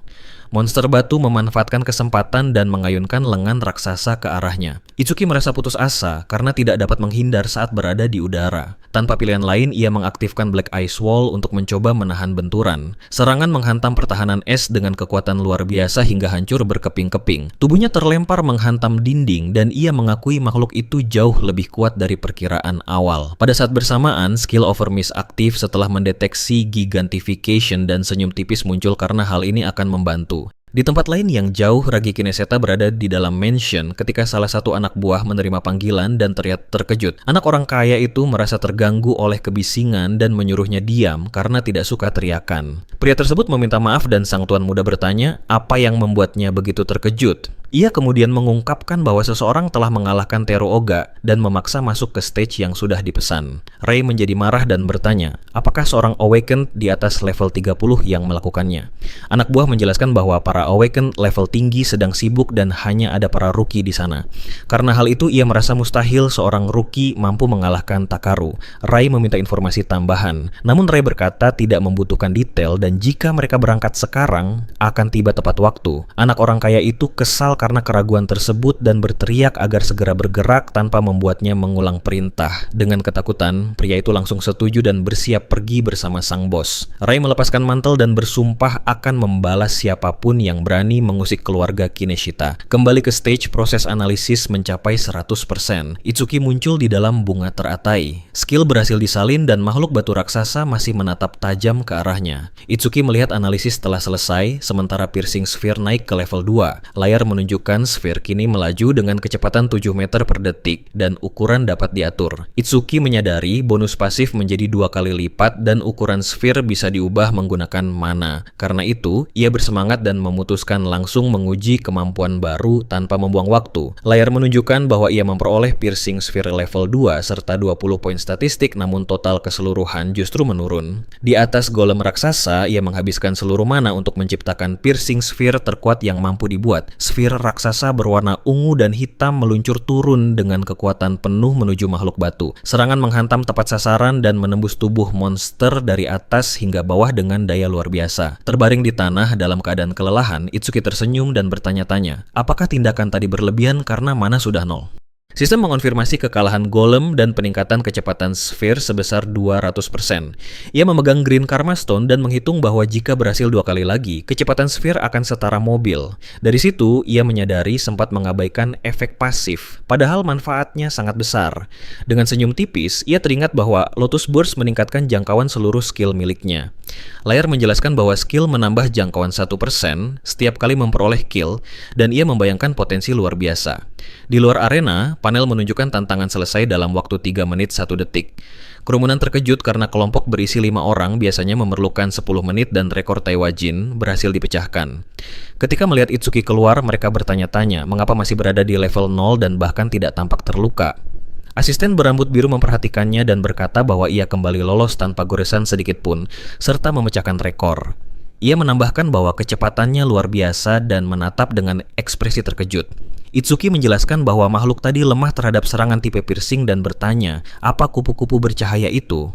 Wanita tersebut memperkenalkan diri sebagai pengguna Shikami dan mengatakan kupu-kupu adalah jade familiar miliknya. Pemuda itu terlihat kagum dan berkata, ini pertama kalinya melihat Shikagami serta menganggap makhluk tersebut sangat indah. Ia kemudian bertanya jenis kelas Awaken apa saja yang ada, dan sang asisten terkejut karena ia tidak mengetahui hal dasar seperti itu. Asisten menjelaskan bahwa terdapat 4 kategori utama dan 3 di antaranya sudah pernah ia lihat. Kategori pertama adalah elementalis yang memanipulasi salah satu dari 7 elemen dan merupakan tipe paling umum serta kuat. Ia menyebut teman sekelas sebagai contoh seorang elementalist awakened. Selain itu, Brutetir yang dihadapi sebelumnya juga termasuk elementalis elemen logam. Kelas kedua adalah pengguna Shikami yang mampu memanggil familiar yang hanya patuh pada pemilik. Ia mengungkapkan bahwa familiar sudah bersama sang tuan sejak lahir dan statistik makhluk itu pun ditampilkan. Wanita berambut biru menyelesaikan penjelasan lalu bertanya, apakah Itsuki masih memiliki pertanyaan lain? Itsuki memperhatikan bahwa Shikagami milik wanita itu lebih kuat daripada dirinya dan mempertanyakan apakah benar ia seorang senior. Asisten menjadi salah tingkah mendengar pertanyaan tersebut dan merasa kesal karena ia berbicara begitu lugas tanpa menyaring kata-kata. Asisten menjelaskan bahwa Shikagamis juga menyerap experience. Itulah sebabnya mereka selalu lebih kuat dibandingkan para master. Dengan tatapan gelap, Itsuki berpikir akan lebih mudah menyerang pengguna secara langsung dalam pertarungan. Wanita berambut biru merasa takut ketika merasakan aura gelap kembali bocor dari dirinya dan bertanya apa yang sebenarnya terjadi padanya. Sang hero mengabaikan kekhawatiran tersebut dan menanyakan kelas berikutnya, karena sejauh ini baru 2 yang disebutkan. Menghadapi kondisi demikian, ia mengungkapkan bahwa kelas ketiga merupakan yang paling misterius dengan informasi sangat terbatas. Tak lama kemudian, ia menunjukkan bahwa kelas tersebut adalah miliknya, sang orderer, membuat pemuda-muda terkejut. Alasan dibalik misteri itu karena setiap orderer memiliki kemampuan berbeda, seperti Blue Lotus Flower milik Itsuki. Selanjutnya, ia memberi contoh seperti mengendalikan ukuran tubuh, menciptakan clone, bahkan melakukan stretching. Ia menjelaskan bahwa skill normal berada pada rentang C hingga S rank, sedangkan orderer memiliki skill eksklusif Z rank. Karena skill unik inilah mereka dianggap istimewa dan itulah sebabnya ayahnya memarahinya saat bertanya tentang kemampuan milik Itsuki. Ia kemudian menyebutnya sebagai keberadaan tidak biasa karena menggunakan 3 skill berbeda dan 2 diantaranya merupakan skill elementalis. Itsuki berpikir karena sang master tidak berada di sini, tidak masalah jika wanita itu terus membicarakan dirinya. Lalu ia menanyakan kelas terakhir yang masih tersisa, tetapi wanita berambut biru memberi isyarat agar diam. Dengan senyum tipis, ia mengatakan hal ini adalah hukuman karena tidak menceritakan apapun tentang diri sendiri. Ia menerima hukuman tersebut dan wanita itu memberitahu bahwa murid yang diselamatkan dalam keadaan baik lalu menanyakan rencana berikutnya. Itsuki mengatakan akan membersihkan stage lagi, tetapi wanita itu memperingatkan adanya cooldown selama 2 hari. Ia terkejut mendengar waktu tunggu tersebut lalu memutuskan fokus meningkatkan level skill lain, Lotus Burst. Setelah itu, sang hero bertanya, apakah ada stage dengan banyak monster untuk berlatih? Asisten tersenyum dan mengatakan mengetahui tempat yang sempurna untuk tujuan tersebut. Ia memperingatkan bahwa tanpa serangan Area of Effect akan sangat sulit, tetapi Itsuki membalas dengan senyum penuh keyakinan. Ia menegaskan akan masuk dan menyadari wanita itu belum mengetahui tentang Lotus Burst miliknya. Tempat tersebut bernama Locust Desert dan memiliki lebih dari 1000 monster level rendah dalam jumlah besar. Menghadapi situasi demikian, ia tetap menekankan bahwa lokasi itu berbahaya, tetapi pemuda-muda meyakinkan bahwa semua akan baik saja. Kerumunan menganggap dirinya gila dan salah satu dari mereka teringat bahwa Riki no Shito pasti akan muncul. Sementara itu, anak orang kaya tiba di stage dan menyadari target sudah tidak berada di sana. Anak buah mengonfirmasi bahwa target telah pergi dan bahkan menyelesaikan area dalam waktu 30 menit. Rii menjadi murka karena tidak percaya pemuda-muda berani mempermalukannya seperti itu. Ia lalu memerintahkan orang-orang menghubungi tracker untuk mengikuti jejak mana. Dengan kebencian mendalam, ia berteriak ingin pria itu tetap hidup karena akan membuatnya merasakan neraka di dunia. Di tempat jauh, seorang assassin bersembunyi dan mengeluh karena tidak mengetahui anak orang kaya memiliki bawahan sekuat itu. Assassin merasa lega berhasil lolos dan berpikir jika bukan karena skill milik sendiri, ia sudah menjadi mayat. Ia bersembunyi di gang sempit dan percaya sudah aman karena berhasil kabur sepenuhnya. Namun tiba-tiba seekor serigala raksasa bermata merah muncul dan menyerang secara mendadak. Makhluk itu menggigit keras tanpa memberi kesempatan membela diri dari serangan. Dari atas gedung, tracker bernama Charles menyaksikan kejadian bersama serigala raksasa. Assassin ketakutan dan tidak mengerti bagaimana pria itu bisa menemukannya secepat ini. Dengan senyum ringan, Charles menjelaskan bahwa familiar bernama Mort memiliki indera penciuman sangat tajam. Ia kemudian mengungkapkan bahwa serigala tersebut mampu mencium aroma kematian yang terpancar dari assassin. Dalam keputusasaan, pria itu memohon agar tidak dibunuh dan mulai menangis karena ketakutan. Tetapi Charles mengatakan tidak bisa karena Tuan Kinesa akan marah jika ia membiarkannya hidup. Dengan mata bersinar merah, ia memerintahkan serigala menikmati hidangan yang telah tersedia. Serigala raksasa bergerak untuk mengakhiri hidup pria malang tepat di sana. Tak lama kemudian, Charles berkomentar bahwa familiar akhirnya naik level setelah sekian lama. Layar menampilkan status Hound of Mort yang kini berada pada level 16 lengkap dengan skill baru. Menghadapi kondisi tersebut, ia menjawab panggilan dan dengan suara serius mengatakan bahwa pekerjaan telah selesai. Charles menerima telepon lain dan mengetahui Oga mengalami luka parah. Ia bertanya apakah mereka menemukan titik lemah si Brute. Dengan senyum tipis, ia menoleh pada serigala raksasa dan mengatakan bahwa mangsa baru telah muncul untuk diburu. Di tempat yang jauh, Itsuki bersama wanita berambut biru tiba di lokasi bernama Locust Desert. Ia melihat ladang gandum dan bertanya, apakah benar ada begitu banyak belalang di sekitar sana? Asisten menjelaskan bahwa Beast memilih lingkungan sesuai preferensi dan memprediksi hal tersebut merupakan skill dasar. Ia menambahkan bahwa stage sangat berbahaya hingga sedang dipertimbangkan untuk ditutup dan sang hero menyadari tidak ada resepsionis. Pemuda-muda mempertanyakan alasannya karena hanya level 13, tetapi ia mengatakan aturan di sana berbeda. Karena alasan tersebut, ia mengungkapkan bahwa para beast bersifat agresif dan jumlah sangat tidak masuk akal. 1 detik kelengahan saja cukup untuk dikepung belalang lalu dilahap hidup-hidup. Adegan memperlihatkan tengkorak yang telah bersih hingga tulang sebagai bukti bahaya yang menanti. Namun sang hero tersenyum dan mengatakan inilah yang diinginkan. Membuat wanita itu bertanya apakah ingin mundur. Dengan tatapan percaya diri, ia menyatakan tidak cukup putus asa untuk menjadi santapan serangga. Asisten menyaksikan dirinya memasuki portal dan menyadari meskipun semua risiko telah dijelaskan, ia tetap terlihat yakin. Ia berpikir telah memberi seluruh peringatan dan jika sesuatu terjadi, bukan tanggung jawabnya. Tiba-tiba ia teringat bahwa belalang terus muncul tanpa henti sampai bos dikalahkan lalu memutuskan memberi peringatan. Wanita berambut biru bersiap memasuki portal dengan tekad kuat. Ia telah memutuskan untuk memperingatkan bocah itu. Tetapi sebelum sempat masuk, Charles dan serigala raksasa menghentikan langkah. Mereka langsung menghalangi jalan. Dengan senyum licik dan mata merah, Charles mengatakan sedang mencari seseorang. Situasi mendadak menjadi jauh lebih tegang. Sementara itu, Itsuki memasuki stage. Ia memandangi area dan berkomentar bahwa tempat tersebut benar-benar kacau. Dengan senyum di wajah, ia menepuk kedua tangan dan memanggil para hama untuk dimusnahkan. Ia terlihat sangat percaya diri terhadap kemampuan sendiri. Di tengah ladang tandus, sebuah orang-orangan sawah tampak mencolok. Adegan menunjukkan betapa terbengkalai dan menyeramkan lokasi tersebut. Layar sistem menampilkan belalang level 1 dan level 2. Ia mencatat bahwa level individu makhluk itu tergolong rendah.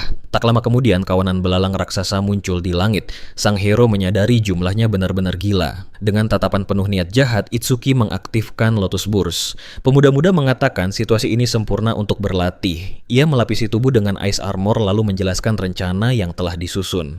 Ia akan membiarkan semua berkumpul agar bisa menghabisi sekaligus. Kawanan belalang sepenuhnya mengepung tubuh, lalu ia berteriak sekarang waktunya menyerang akhirnya tiba.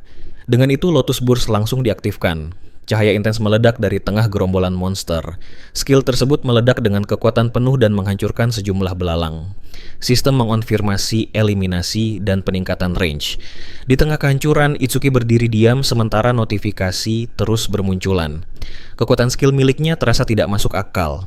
Layar menampilkan skill level 2 dengan diameter 10,5 meter. Total range meningkat menjadi 110%. Itsuki menghitung bahwa dengan 10% mana, ia bisa melepaskan sekitar 10 tembakan dan meningkatkan range hingga 1000%. Layar menunjukkan mana berada pada 280 dari 252. Ia mengeluhkan cooldown time pada stage. Ia merasa bingung karena notifikasi keberhasilan belum muncul dan mulai curiga ada yang tidak beres. Tiba-tiba sistem mendeteksi skill peringkat C- dan overmost analysis aktif pada 1%. Menghadapi keadaan itu, pemuda-muda terkejut dan bertanya dalam hati apakah masih ada yang selamat di sekitar. Tak lama kemudian, kawanan belalang baru kembali mengepung dari segala arah. Dengan Ice Armor aktif, ia sadar telah lengah dan skill yang terdeteksi pasti milik boss stage. Masalah saat ini adalah ia tidak tahu di mana bos bersembunyi, tetapi range masih bisa ditingkatkan. Ia pun memutuskan akan terus membantai belalang sampai bos utama akhirnya muncul. Dari sana, ia meluncurkan ledakan lain dan sistem mengonfirmasi eliminasi, menaikkan range menjadi 220%. Itsuki terkejut karena diameter skill kini mencapai 16 meter dan efeknya benar-benar gila. Meski sudah memusnahkan begitu banyak kawanan, ia bertanya-tanya mengapa bos belum juga menampakkan diri. Adegan kemudian memperlihatkan bahwa belalang menetas dari telur yang tersembunyi di bawah tanah. Dengan begitu, makhluk tersebut terlahir kembali, dan ia menyadari asisten benar soal respon tanpa batas. Saat monster terus bermunculan, analisis skill boss naik hingga 27%. Layar status menunjukkan mana cukup untuk 9 ledakan lagi, dan ia bersiap melanjutkan. Dengan tangan menyala, Itsuki berteriak bahwa tidak peduli berapa kali mereka bangkit kembali. Tak lama kemudian, ia menyatukan tangan dengan Ice Armor aktif dan bersumpah akan memusnahkan seluruh kawanan. Dari sana, ia melepaskan ledakan dahsyat lain dan sistem mengonfirmasi eliminasi. Notifikasi terus bermunculan saat skill digunakan 2 kali berturut-turut. Tanpa memberi kesempatan pada monster, ia melanjutkan serangan menggunakan skill sebanyak 7 kali secara beruntun. Layar menunjukkan diameter skill kini mencapai 54,5 meter dengan bonus 990%. Menghadapi situasi tersebut, ia sadar hanya memiliki mana untuk satu serangan terakhir, tetapi belalang terus berdatangan.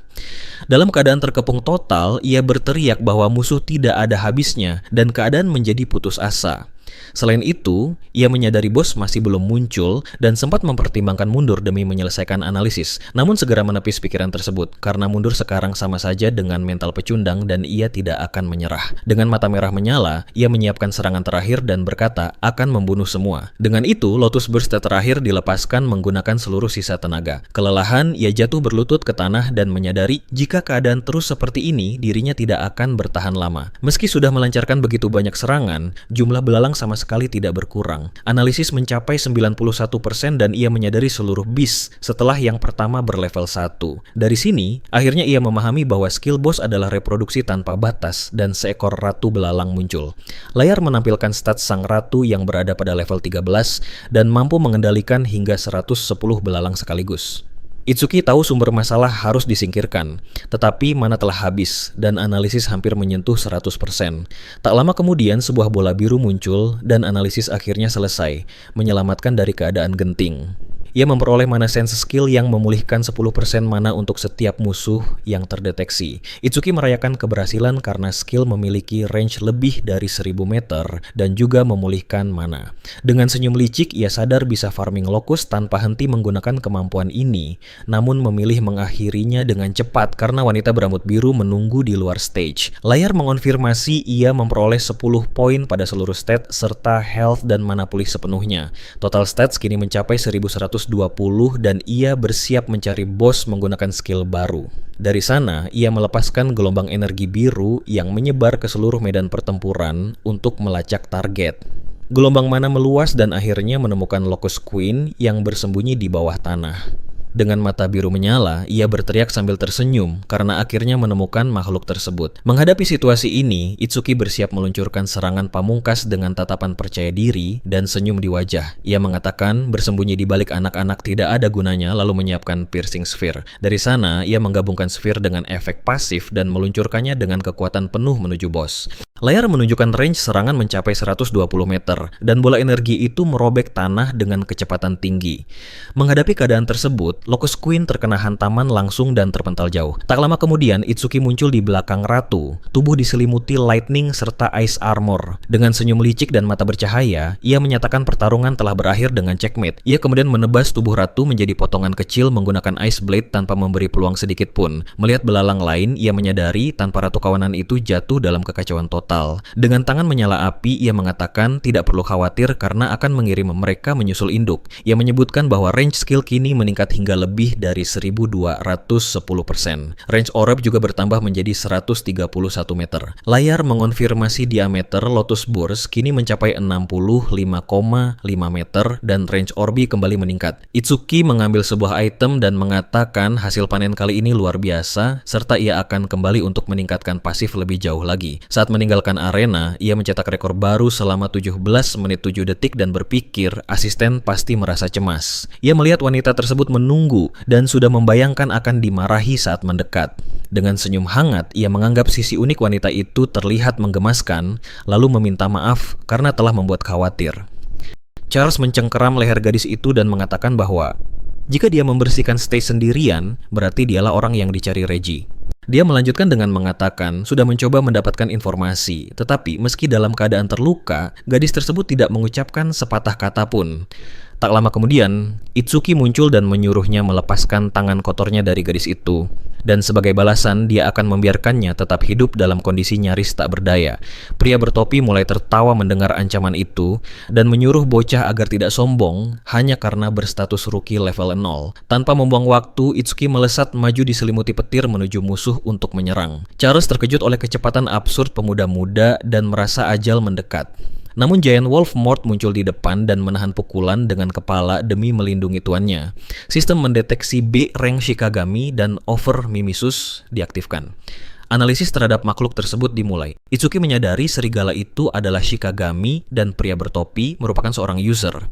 Charles memuji gerakan serta kecepatan Itsuki dan memahami alasan Oga kalah bahkan tanpa memakai armor. Dia lalu mengatakan memiliki Wolf Mort sebagai sandera dan menggunakan gadis berambut biru sebagai tameng. Itsuki berteriak memanggil nama gadis itu Ajaha sambil menahan serangan serigala dan persentase analisis terus meningkat. Makhluk tersebut membuka mulut besar dan berusaha menggigit lengan Itsuki sekuat tenaga. Charles mengejek dengan mengatakan bahwa gigitan Mort mampu menghancurkan defense di bawah 300. Ekspresi Charles berubah menjadi sangat terkejut karena tidak percaya dengan pemandangan di depan mata. Itsuki menahan gigitan menggunakan Ice Arm lalu menyiapkan piercing sphere. Sphere meledak di dalam mulut serigala dan menghantamnya hingga terpental akibat dampak kuat.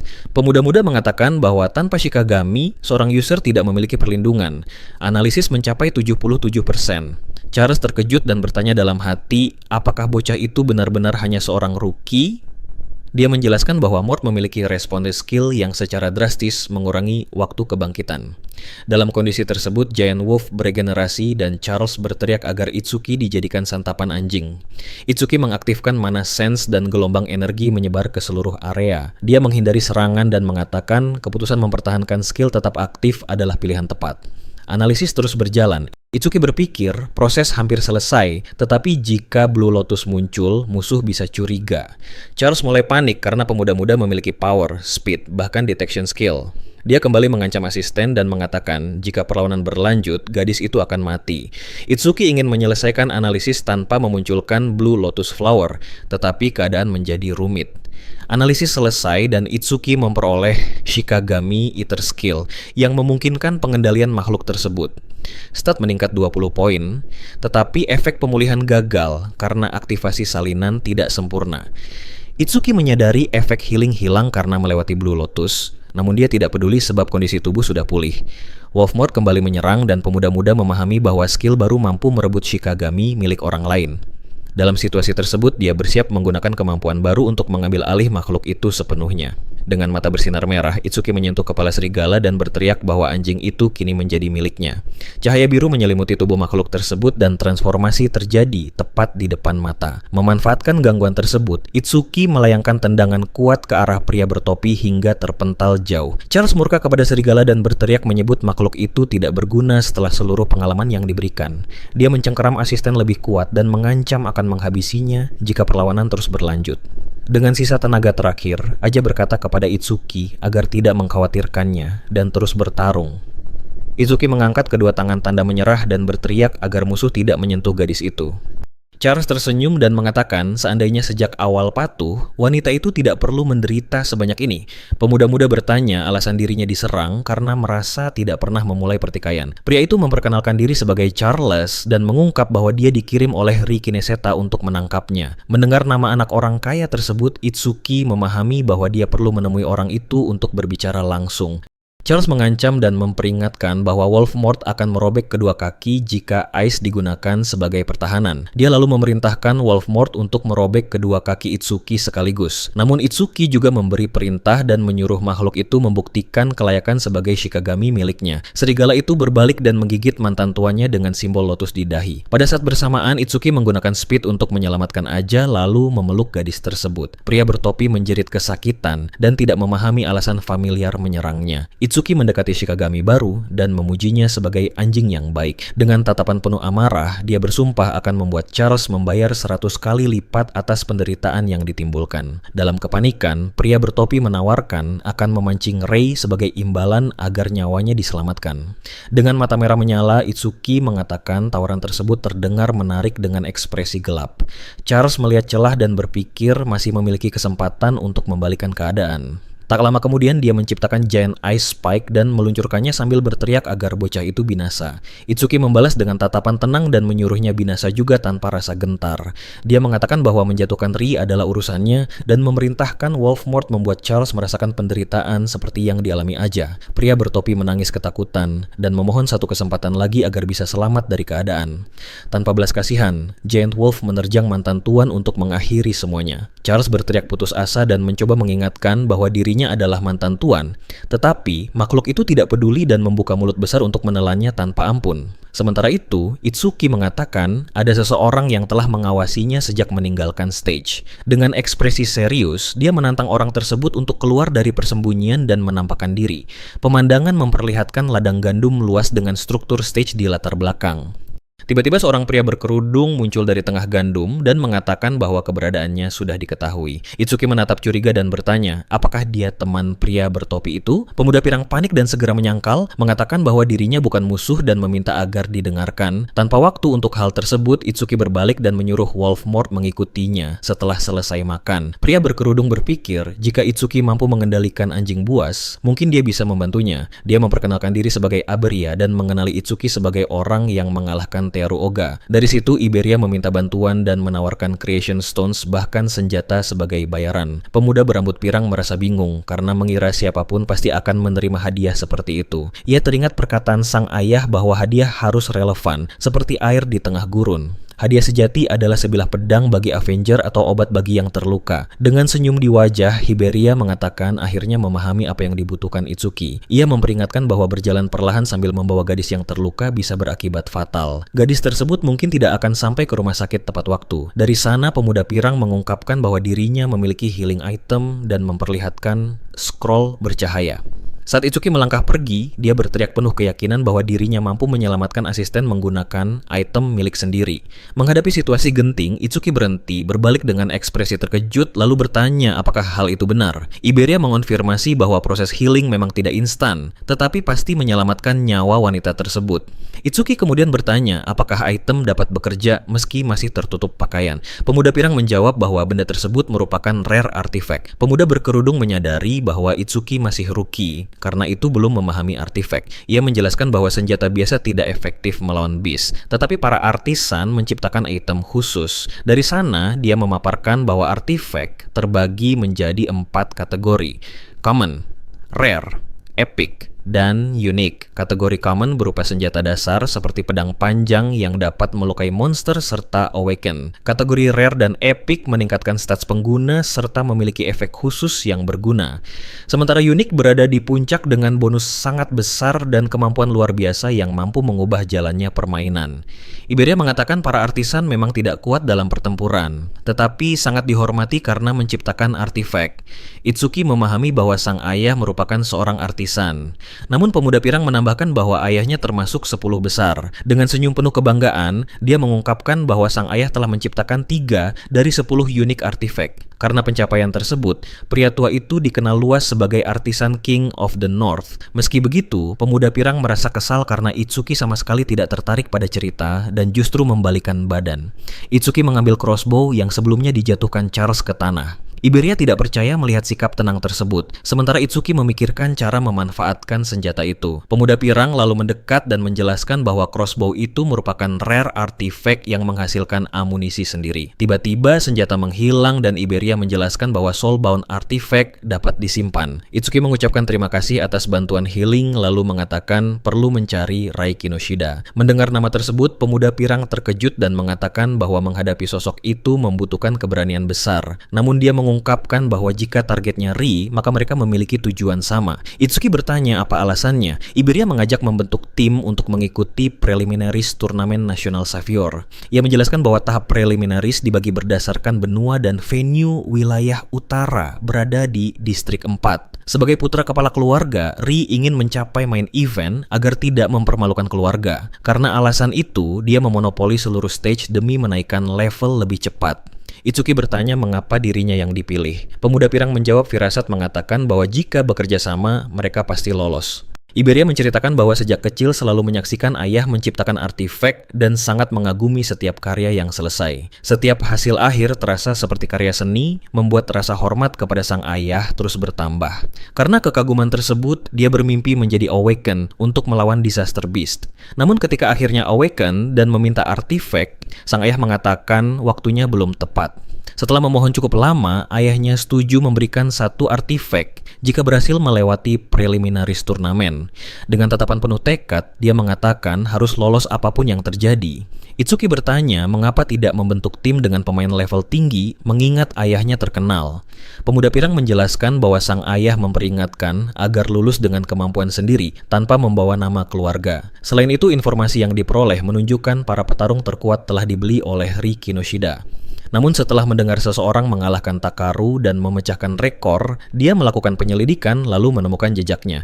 Itsuki menyetujui kerjasama tersebut, tetapi mengatakan akan membawa ayah ke rumah sakit lebih dahulu. Pemuda pirang menghentikan langkahnya. Dia mulai mengusulkan nama untuk dua mereka. Itsuki berpikir bahwa pemuda pirang lebih cerewet dibanding Riku. Saat memikirkan sahabatnya, ia bertanya dalam hati apakah Riku dan Shio juga akan mengikuti preliminaries. Di tempat jauh, Riku terlihat berlatih keras sebagai persiapan preliminaries. Sayo bertanya apakah dirinya terserang flu. Pemuda itu menjawab mungkin saja Itsuki sedang membicarakan dirinya. Seo bertanya sudah berapa lama sejak serangan terjadi dan apakah Itsuki baik-baik saja karena belum pernah bertemu lagi. Riku menyebutnya aneh lalu bertanya mengapa tidak menjenguk jika memang sangat khawatir. Ucapan itu membuat wajahnya memerah. Gadis tersebut menjadi marah dan melancarkan serangan water ke arah teman. Riku terkejut dan mengeluhkan serangan mendadak. Namun gadis itu mengatakan kesalahan ada pada dirinya karena membuka celah saat latihan. Tiba-tiba, pria berotot muncul dan menyuruh keduanya berhenti bercanda karena preliminaries segera dimulai. Sementara itu, Raja Kinesisha mengamati 3 Creation Stone di dalam koper perak. Dia bertanya-tanya di mana anak buah karena terlambat dan menduga terjadi sesuatu yang tidak terduga. Dengan marah, anak orang kaya menghancurkan 1 stone dan menyebutnya barang tidak berguna sambil memperoleh experience points. Rai mengatakan, lupakan orang itu dan fokus pada preliminaries karena jika gagal, ayah akan mengirimnya ke sel isolasi. Saya merasa bersemangat untuk bertarung melawan Awakened lain dan status sebagai Water Elementalist terungkap. Seorang anak buah melaporkan bahwa mereka telah mengamankan bantuan 887 Awakened. Anak orang kaya memujinya dan mengatakan, hanya dia yang bisa diandalkan saat ini. Dari sana, Rai menggunakan Creation Stone terakhir dan akhirnya berhasil level up berkat experience. Tubuhnya diselimuti petir. Level baru mencapai 12 dan stats ditampilkan untuk pertempuran. Di lokasi berbeda, Itsuki muncul dengan aura biru dan tatapan penuh tekad menghadapi apapun yang datang.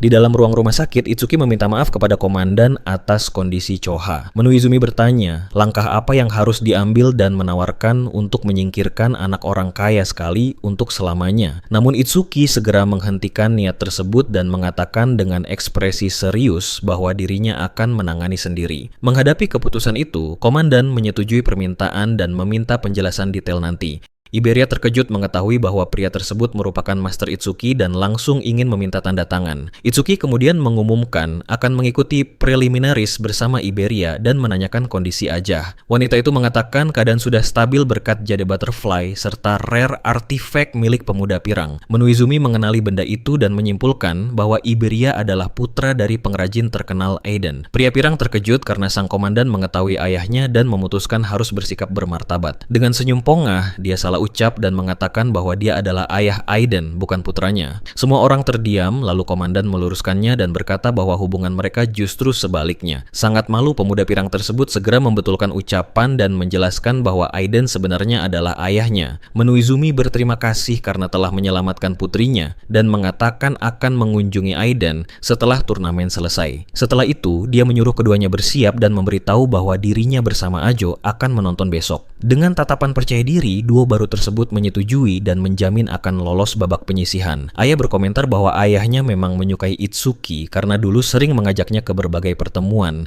Menuizumi menjelaskan bahwa akibat trauma masa kecil, Itsuki memiliki dorongan menghancurkan diri yang kuat. Namun dorongan tersebut berkurang drastis ketika ada seseorang di dekatnya yang ingin ia lindungi. Karena alasan inilah dia menempatkan putrinya di sisi pemuda pirang tadi. Misinya adalah menjadi teman Itsuki dan sosok yang paling ingin ia lindungi di dunia. Tak lama kemudian, komandan mengungkapkan bahwa serangan ke sekolah bukanlah kecelakaan, melainkan sesuatu yang telah direncanakan. Dia menyatakan jumlah pengkhianat di pihak para semakin bertambah dan masa depan umat manusia tampak suram. Namun dengan tatapan yakin, dia menegaskan bahwa Itsuki pasti akan menerangi masa depan kelam tersebut. Dia lalu berkata bahwa bocah itu akan menjadi mercusuar harapan besar bagi seluruh umat manusia. Adegan kemudian berpindah ke lokasi babak penyisihan turnamen di distrik Utara 4. Itsuki dan Iberia tiba dan melihat jumlah peserta melonjak dari 3.000 menjadi 5.000 orang. Menghadapi kondisi ini, Rai merasa kesal mendengar kabar bahwa orang tua itu menambah variabel. CO dan RKU menyadari bahwa sekutu anak orang kaya memakai pita merah sebagai penanda identitas. Tiba-tiba, seorang pria bernama Soryu Fuji muncul untuk menjelaskan aturan babak penyisihan. Dia menjelaskan arena dibagi menjadi 2 area, dan setiap peserta akan memulai dari titik berbeda. Selanjutnya, sang pembawa acara memaparkan bahwa fase pertama adalah perlombaan menuju area dalam arena. Begitu seseorang tiba di sana, peringkat akan dicatat dan hanya 500 teratas yang berhak melaju ke fase berikutnya. Pria itu menambahkan bahwa setiap orang dapat membawa 2 alat dan Iberia menarik perhatian Itsuki. Riku memperhatikan fungsi gelang tersebut, sementara Shio berkomentar bahwa menyingkirkan ribuan peserta sejak awal terasa kejam. Di tengah situasi tersebut, Riki Noshida muncul bersama para kaki tangan dan memerintahkan agar tidak ada yang berlari mendahuluinya. Iberia mengenali orang-orang yang pernah ia sewa dan sudah merencanakan serangan kejutan saat mereka lengah. Namun Itsuki berjalan lurus ke arah kelompok itu, dan para kaki tangan menyadari dia tidak memakai pita merah. Melihat sikap impulsif partner barunya, Iberia benar-benar terkejut. Sang pembawa acara kemudian memberi aba-aba dan fase pertama turnamen akhirnya dimulai dengan semua peserta berlari. Soryu berkomentar bahwa menyenangkan melihat begitu banyak anak muda ingin bergabung dengan aliansi, tetapi jumlah bukanlah segalanya. Seorang pria bernama Shu Heayen menyebutkan bahwa di masa lalu ada beberapa peserta di atas level 15. Sang pembawa acara mengingat bahwa pada tahunnya hanya ada 2 pesaing dan Jin Taiwa termasuk salah satunya. Shu lalu berkata bahwa tanpa rookie seperti Taiwa Jin semuanya terasa membosankan dan berharap ada jenius di antara kerumunan. Pembawa acara menanggapi bahwa jenius semacam itu hanya muncul sekali dalam 100 tahun. Namun Shu mendengar rumor tentang seorang siswa. Komandan Mendui yang mendengarkan percakapan akhirnya mengonfirmasi bahwa rumor tersebut benar. Shu Haiten menjadi bersemangat dan bertanya apakah siswa itu hadir karena pasti memiliki bakat luar biasa. Soryu mulai menelusuri data peserta untuk mencari sang jenius. Dia melihat Riku, tetapi langsung mengabaikan karena gift miliknya hanya grade 2 dan tergolong biasa saja. Tak lama kemudian, dia melewati Shio tetapi tidak menganggapnya kandidat karena berperan sebagai tipe support. Setelah itu, dia menemukan seorang gadis bernama Hana dengan level 16. Angka yang sangat tidak biasa bagi rookie. Soryu mengira telah menemukan siswa yang dimaksud, tetapi Menuizumi tampak tidak setuju dengan kesimpulan tersebut. Shu Haiten lalu bertanya apakah ada peserta level 0 dan mengatakan selalu ada yang menarik perhatian. Kembali ke arena, Ri dan para kaki tangan mulai menertawakan Itsuki dan menyebutnya bocah tersesat. Tanpa terpengaruh, Itsuki mengaktifkan salah satu artifak lalu menghadapi anak orang kaya dengan mata bercahaya. Rai terkejut oleh sikap pemuda itu dan dengan senyum licik bertanya siapa sebenarnya dirinya. Itsuki menatap dingin dan berkata bahwa anak orang kaya sedang mencarinya. Rai tidak percaya bahwa sampah level 0 bisa mengalahkan Oga dan mengira ada seseorang yang mengirimnya untuk memprovokasi. Dipenuhi amarah, dia memerintahkan para kaki tangan menangkap pemuda tersebut dan mengancam akan membuatnya menyesal. Rii menyelimuti tubuh dengan petir dan berteriak bahwa dia tidak punya waktu untuk urusan remeh dengan lawan seperti Itsuki. Selanjutnya, para kaki tangan mengepung keduanya dan bersiap menghadapi pertarungan yang akan datang. Salah satu dari mereka mencibir dan mengatakan mereka boleh memohon ampun jika ingin dibiarkan hidup. Iberia sadar dirinya mampu menjatuhkan satu orang, tetapi mustahil bagi Itsuki melawan 4 sekaligus. Menghadapi keadaan genting, dia bersiap memakai salah satu artifak, namun Itsuki menghentikannya. Kaki tangan di depan mengejek dan berkata bahwa musuh pertama yang ditemui hanyalah sampah level 0. Tanpa membuang waktu, Itsuki menatap serius dan menyuruh pria itu menyingkir dari jalannya. Orang tersebut terkejut oleh keberanian pemuda itu dan tidak percaya dengan ucapan barusan. Tak lama kemudian, dia tertawa seperti orang gila dan rekan-rekannya ikut tertawa. Pria yang sebelumnya pernah dikalahkan Itsuki menyukai kepribadiannya dan berkata akan menyelamatkannya jika perlu. Kaki tangan di depan lalu berkata dengan senyum kejam bahwa dia akan memecahkan kepala Itsuki untuk melihat isi di dalamnya. Namun sebelum sempat bertindak, Itsuki melayangkan pukulan dahsyat tepat di tengah wajah lawan. Dengan musuh terkapar di tanah, Itsuki kembali mengulang dengan tatapan dingin bahwa dia sudah menyuruhnya menyingkir. Para kaki tangan lain terkejut karena Itsuki baru saja menjatuhkan seseorang yang memiliki selisih 7 level di atasnya. Mereka panik karena tidak memahami apa yang terjadi, tetapi salah satu mencoba menenangkan diri dengan mengatakan bahwa tadi hanya pukulan keberuntungan. Dilanda amarah, pria bertopeng menggunakan skill B rank bernama Flamethrower untuk menyerang. Iberia ketakutan melihat kecepatan serangan tersebut dan sadar tidak ada waktu untuk memakai artifak. Salah satu kaki tangan berkomentar bahwa tindakan itu berlebihan, namun menyalahkan Itsuki karena berlagak keras sebagai level 0. Akan tetapi, salah satu rekannya menyadari ada sesuatu yang sangat tidak beres dengan keadaan ini. Di tengah kobaran api, Itsuki muncul kembali, terlindungi oleh Black Ice Wall miliknya. Iberia terpukau dan tidak percaya bahwa pemuda itu mampu bertahan dari ledakan api sebesar itu. Dengan tatapan dingin, Itsuki menyuruh partner barunya mundur agar tidak menghalangi pertarungan. Layar menampilkan bahwa dia berhasil menahan skill api B rank dan defense meningkat 10%. Setelah itu, dia ingin menguji apakah pasif dari Black Ice Wall aktif ketika menahan skill yang sama untuk kedua kali. Kaki tangan bertopeng terkejut karena tidak ada water elementalis di sana dan bertanya-tanya bagaimana cara Itsuki menggunakan es. Itsuki menantangnya menyerang lagi dan berkata, kali ini dia bahkan tidak akan bertahan.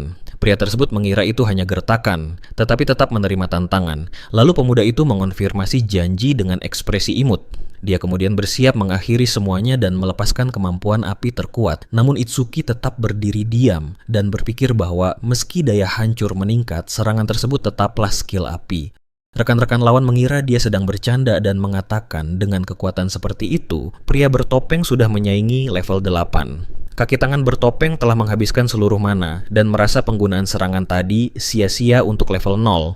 Tetapi menurutnya permainan sudah selesai. Tak lama kemudian, dia benar-benar terkejut dan berteriak bahwa hal itu mustahil. Itsuki memahami bahwa pasif dari Black Ice Wall tidak bertumpuk saat menghadapi skill yang sama. Setelah pengujian selesai, dia menatap dua kaki tangan lain dan mengatakan, sudah waktunya mengakhiri kebodohan ini. Pria bertubuh kekar mengakui skill S tadi kuat, tetapi mengklaim sudah menemukan kelemahan pemuda itu. Selanjutnya, dia mengerahkan seluruh kekuatan dan melepaskan skill B rank bernama Flame Barrier. Namun Itsuki dengan nada mengejek bertanya apakah mereka ingin menang hanya dengan jumlah, lalu mengaktifkan Black Ice Wall. Ledakan api besar pun terjadi saat bola-bola api menghantam pertahanan es. Kaki tangan itu berpikir mana level 0 pasti kecil dan berencana menguras habis energi Itsuki demi memenangkan pertarungan. Tiba-tiba pria kekar terkejut melihat Itsuki sudah berada tepat di hadapannya setelah asap menghilang. Jarak tertutup dalam sekejap dan Itsuki mencatat bahwa pasif hanya aktif satu kali dari serangan bola api tadi. Kaki tangan tersebut berkata, jika keunggulan lawannya adalah kecepatan, maka miliknya adalah kekuatan fisik. Itsuki lalu dengan wajah mengejek bertanya, apakah pria itu benar-benar menggunakan tenaga? Setelah kalimat tersebut, dia mengatakan akan mengakhiri penderitaan musuh dan melemparkannya jauh hanya dengan satu pukulan. Layar menunjukkan defense hanya bertambah 3 poin, dan Itsuki menyadari perhitungan peningkatan didasarkan pada base defense. Melihat dua orang tersisa, dia memahami bahwa keduanya adalah lightning elementalis, dan berniat memanfaatkan mereka untuk menaikkan level skill. Dengan sorot mata dingin, Itsuki bertanya, apakah mereka benar-benar mengira bisa melarikan diri darinya? Dua kaki tangan meluncurkan skill Silver Serpent, dan salah satunya berteriak bahwa dia akan menyeret Itsuki bersamanya. Layar memperlihatkan kedua skill terserap, dan agility meningkat total 10%. Saat keduanya tergeletak di tanah, salah satu dari mereka bertanya, sebenarnya siapa Itsuki karena dia mengalahkan semua orang dengan mudah? Itsuki menyadari bahwa pasif Thunder Waves bekerja sama seperti milik S, hanya bertambah satu kali per target. Iberia memperhatikan orang-orang yang tumbang dan berkomentar bahwa Itsuki telah menjatuhkan semuanya. Dengan senyum lebar, dia mengatakan sempat mengira pertarungan akan sulit dan tidak menyangka Itsuki sekuat ini. Kaki tangan pertama yang masih sadar bertanya siapa sebenarnya Itsuki karena jelas bukan level 0. Iberia juga penasaran mengenai skill yang digunakan. Iberia mendekat dengan senyum licik dan mengajukan pertanyaan yang membuat pemuda itu kebingungan. Pria pirang lalu menyatakan bahwa bersama-sama mereka adalah double eye duo dan akan menjadi yang terkuat di utara. Itsuki mengabaikan ocehan tersebut dan menyeretnya pergi sambil mengatakan mereka harus mengejar Kineshida. Pria pirang mengeluh sepanjang jalan. Kaki tangan yang masih sadar kebingungan dengan nama DOA dan merasa sebutan itu terdengar payah. Di tempat lain, seorang pria berkacamata memperhatikan keributan dan mengira level 0 sudah pasti tumbang sekarang. Namun dia mengenali beast milik Charles dan memutuskan perlu menyelidiki hal tersebut nanti. Menurut pikirannya, di luar aliansi tidak banyak orang di wilayah utara yang mampu menangkap Charles. Seorang peserta lain menyalip seseorang dan menyombongkan kecepatan larinya. Tidak seperti para brute. Tiba-tiba, pelari itu disambar petir ungu dan berteriak kesakitan akibat serangan mendadak. Terbaring di tanah, dia bertanya siapa yang menyerangnya saat sedang berlari dengan kecepatan penuh. Pria berkacamata kemudian menginjak kepalanya dengan tatapan meremehkan dan menunduk menatapnya. Tubuh pria itu diselimuti petir ungu, lalu dia berkata bahwa inilah akibat berlari di depan dirinya. Tak lama setelah itu, dia menyuruh kelompoknya menghemat tenaga dan tidak membiarkan sampah seperti korban tadi membuang waktu mereka. Di kejauhan, seorang wanita mengomentari kesombongan putra administrator distrik 4. Namun karena tindakan tersebut tidak melanggar aturan, mereka tidak bisa berbuat apa-apa. Anak orang kaya menyombongkan stamina miliknya sementara yang lain membuka jalan. Dia merasa dapat dengan mudah melewati fase kedua turnamen. Adegan berpindah ke kerumunan peserta yang telah tiba di area dalam dan sedang menunggu tantangan berikutnya. Rii Kinoshita sampai di area dalam dan menyombongkan betapa mudah mencapai posisi pertama. Tiba-tiba suara misterius memanggil namanya dan petir biru membelah langit menuju arahnya. Anak orang kaya itu menoleh terkejut dan tidak percaya dengan pemandangan di depan mata. Para kaki tangan panik dan salah satu mengenali rookie level 0 yang sedang mendekat. Di tengah hujan, Itsuki dan Iberia muncul, membuat mereka tidak percaya bahwa sosok tersebut benar-benar hadir. Rii terkejut karena tidak menyangka dua orang saja mampu mengalahkan seluruh kelompoknya. Dengan senyum mengejek, dia berkata pasti anak buahnya disuap agar membiarkan mereka lewat. Iberia berpikir dirinya bisa sampai ke sana hanya karena Itsuki telah mengalahkan semua musuh. Anak orang kaya menyatakan sedang sibuk dan akan meninggalkan seseorang untuk menghibur mereka, sementara dia melanjutkan perjalanan. Dengan wajah penuh amarah, dia memerintahkan sisa kaki tangan untuk menangkap keduanya dan menghabisi mereka. Salah satu pria mencibir ke arah Itsuki dan berkata akan mengajarinya sopan santun dengan cara keras. Iberia gemetar melihat setidaknya ada 100 lawan dan tidak tahu harus berbuat apa. Namun Itsuki menenangkannya dan dengan wajah serius meminta pria pirang itu menutup telinga saja. Dari sana Itsuki melepaskan gelombang kejut petir yang menghantam seluruh anak buah di sekitar. Anak orang kaya hanya menyaksikan adegan itu dengan tatapan meremehkan. Ia sama sekali tidak mengkhawatirkan bawahan. Dengan satu lompatan, gelombang kejut tersebut melempar semua anak buah hingga terpental dan jalur pun terbuka. Iberia terkejut melihat kekuatan partner baru. Ragi tidak percaya dengan pemandangan di depan mata. Sang hero kemudian mengatakan sepertinya kata-kata terakhir yang ia ucapkan belum cukup jelas bagi anak orang kaya. Dengan tatapan dingin penuh tekad, Itsuki menghadapi musuh dan bersumpah tidak akan membiarkannya pergi kemanapun. Di tempat jauh, Seo dan Riku tiba lalu mengomentari pria berikat pita merah yang sempat menghalangi langkah mereka. Riku terkejut karena meskipun mereka cepat, sulit dipercaya ada orang yang bergerak lebih cepat dari mereka. Seorang pria bernama Gawo berada di posisi ketiga dan mengeluhkan peringkat miliknya. Seorang gadis bernama Hanahanu berada di posisi pertama dan merupakan rookie level 16. Riku berpikir, Itsuki sendirian dan bisa saja diserang kelompok kapan saja. Tiba-tiba Shio menyadari seseorang terlempar ke area dalam dan terkejut melihat keadaan di sana. Sistem mengonfirmasi bahwa Iberia telah tiba di area dalam dan berada di peringkat ke-6. Berbaring di tanah, pria muda berambut pirang berteriak memanggil nama Itsuki dan menyuruhnya segera datang. Riku dan Shio mendengar nama sahabat mereka, lalu terkejut saat mengenali sosok di tengah kekacauan dengan petir biru mengelilingi tubuh. Itsuki berdiri menghadapi kerumunan dan tidak ada keraguan bahwa sosok itu memang dirinya. Dengan ekspresi dingin, ia mengulang bahwa tidak akan membiarkan anak orang kaya pergi sebelum semuanya diselesaikan. Pria yang lebih tua bertanya-tanya mengapa Ruki begitu terobsesi pada Rii Kinoshida. Setelah itu, Menoizumi meminta Shuhaiten membantu murid jika situasi menjadi terlalu rumit. Shuhaiten terkesan dengan kecepatan pemuda muda dan bertanya dalam hati apakah dahulu bisa bergerak secepat itu. Menghadapi kondisi tersebut, Rai merasa kesal lalu menyuruh Itsuki bersiap menghadapi apa yang akan datang. Dengan senyum licik, ia mengatakan ini bukan pertarungan, melainkan eksekusi dengan semua orang melawan satu. Dengan kata lain, ini pembantaian 100 lawan 1.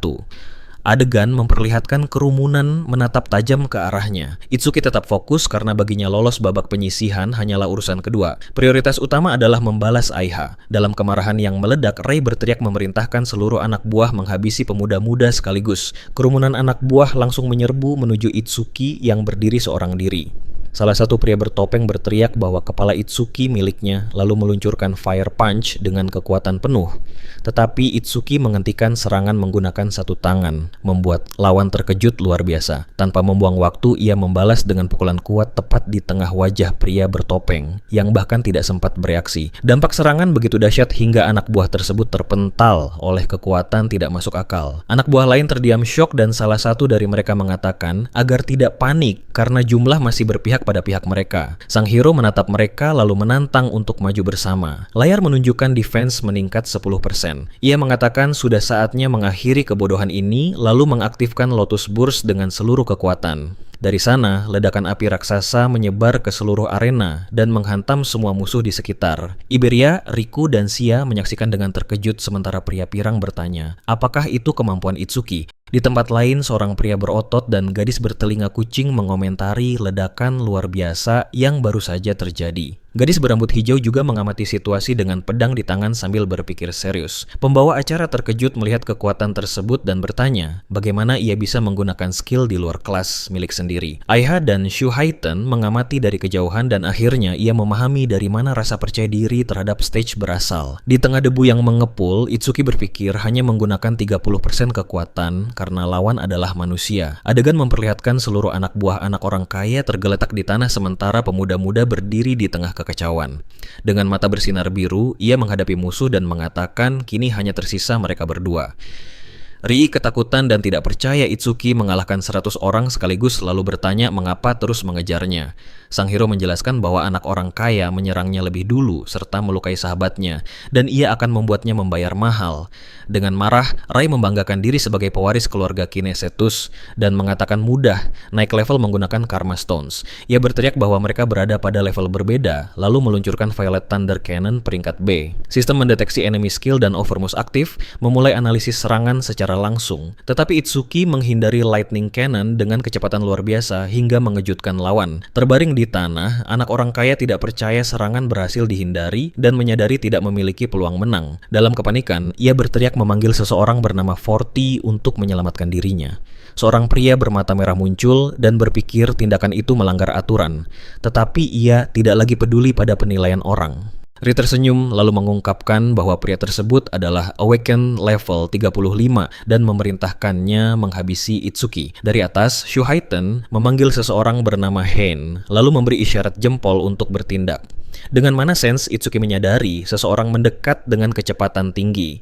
Saat analisis berlanjut, ia memahami bahwa bukan hanya satu orang dan seorang brute melesat ke arahnya. Pria tersebut mendarat keras hingga debu beterbangan.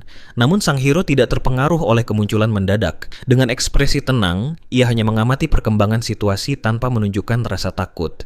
Shuhaiten muncul dan menjatuhkan sosok yang disebut Forty dengan satu pukulan, lalu menyuruh pemuda-muda melanjutkan apa yang telah dimulai. Petir ungu mengelilingi tubuh. Itsuki menoleh pada anak orang kaya dan mengatakan hidupnya baru saja dipersingkat. Dalam keputusasaan, Ragi mencoba menggunakan nama keluarga untuk mengancam Itsuki demi menyelamatkan diri. Namun pemuda-muda tidak peduli dan menyerang tanpa belas kasihan, membuat anak orang kaya berteriak kesakitan lalu terjatuh. Melihat tubuh yang tergeletak, ia berkata dengan tatapan dingin bahwa semua itu untuk setiap perbuatan terhadap Aiha. Dari kejauhan, wanita berambut biru menyaksikan adegan tersebut lalu wajahnya memerah sepenuhnya melihat tindakan pemuda-muda. Ayahnya berkomentar bahwa ia telah mengalahkan Ri dan bertanya mengapa sekarang melihat ke arah mereka. Analisis skill mencapai 99% dan ia menghentikannya sejenak untuk mengatur ulang stamina nanti.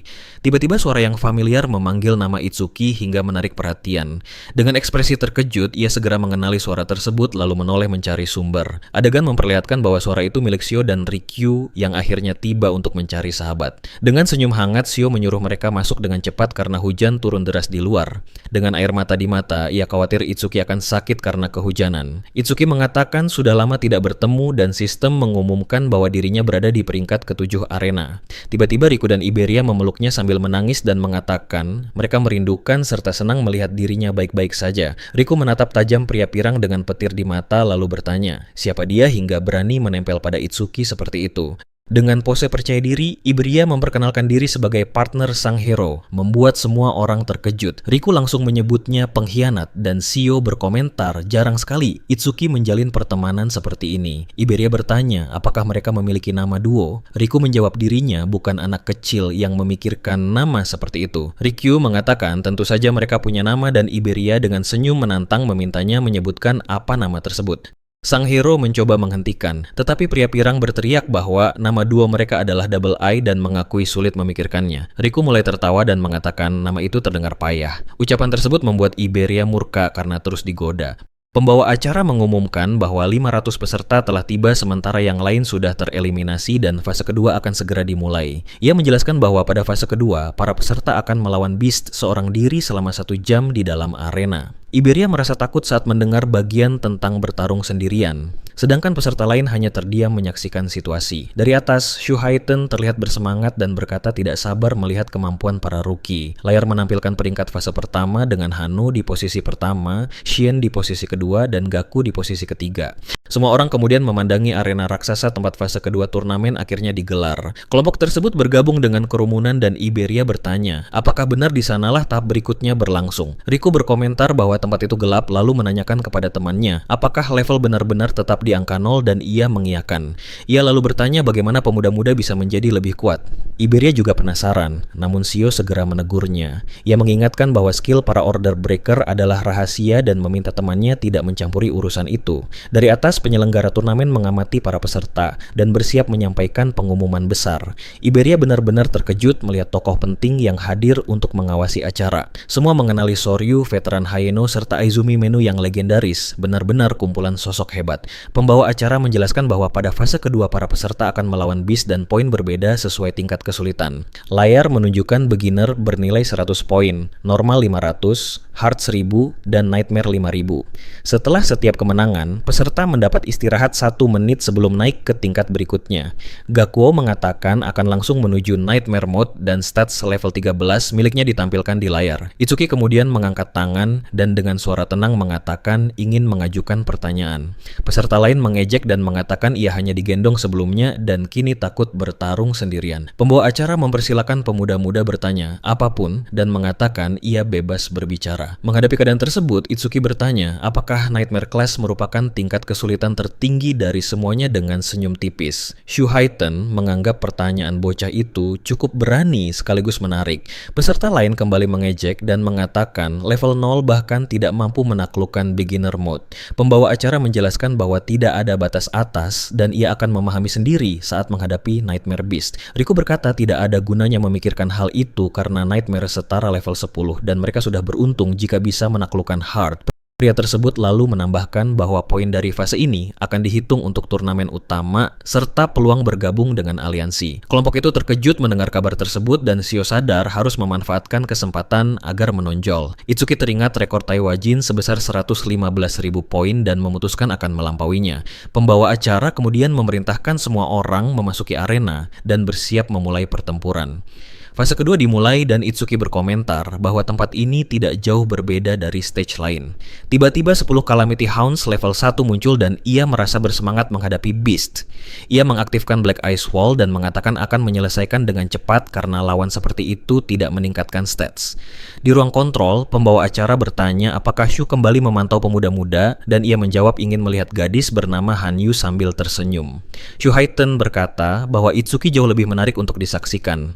Shuhaiten tampak bersemangat dan berkata ia datang lagi. Pembawa acara bertanya apakah ia selalu terkejut seperti itu. Dengan satu serangan, Itsuki menumbangkan seluruh Hounds dalam 1 detik dan langsung memperoleh 100 poin. Pembawa acara terkejut karena biasanya membutuhkan beberapa menit dan Shuhaiten mengatakan sudah memperingatkan bahwa bocah itu menarik. Ia berpendapat Hounds hanya level 1 dan musuh berikutnya level 8 sehingga satu serangan tidak akan cukup. Tak lama kemudian Salamander level 8 muncul dengan total 500 skill points. Pembawa acara mengira pemuda-muda akan kesulitan melawan makhluk 8 level di atasnya, tetapi Shiten tidak setuju.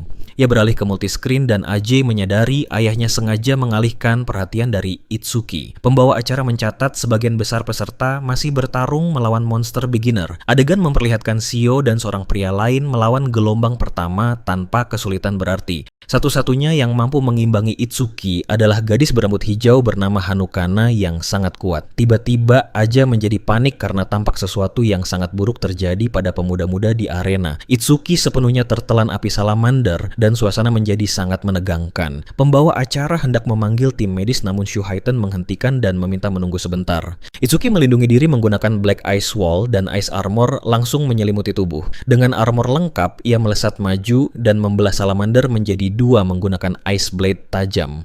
Pembawa acara terkejut karena hanya membutuhkan 5 detik dan ia meraih 500 poin dari kemenangan. Dengan tubuh makhluk tergeletak di tanah, layar mengonfirmasi waktu serta poin yang baru diperoleh. Pria itu bertanya mengapa pemuda-muda sengaja menerima serangan jika bisa menang seketika. Layar menunjukkan defense meningkat 10%. Itsuki berpikir harus memanfaatkan setiap kesempatan untuk menjadi lebih kuat. Stats ditampilkan dan defense kini mencapai 434 dengan total 1395 poin. Tanpa membuang waktu, Itsuki melewati sisa jeda dan bersiap menguji defense sekali lagi. Pembawa acara menjelaskan bahwa tingkat kesulitan ini menguji kecepatan serta insting bertarung peserta. Monster berikutnya muncul, seekor Electric Rhino level 10 bernilai 1000 kill points. Shuhaiten menjelaskan jika tanduk mengenai tubuh, maka akan tertusuk seketika akibat kurang defense. Jika tidak, tubuh akan lumpuh oleh lightning karena kurang resistance, sehingga tidak dapat bergerak. Untuk mengalahkan makhluk itu, peserta harus menggunakan kecepatan menghindar hingga lawan kelelahan. Namun pembawa acara terkejut dan bertanya dalam hati apa rencana Itsuki menghadapi makhluk tersebut. Menghadapi situasi itu, Itsuki mendekati makhluk dan menyentuh tanduk dengan ketenangan dingin. Dengan senyum tipis, ia mengatakan tanduk tersebut sempurna untuk menguji defense kembali.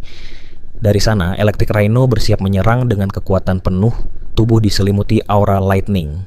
Makhluk itu menerjang dengan tanduk berlapis lightning sementara Itsuki berdiri diam di jalur serangan. Benturan keras membuat tubuhnya terpental, namun aura kebiruan melindungi dari cedera serius.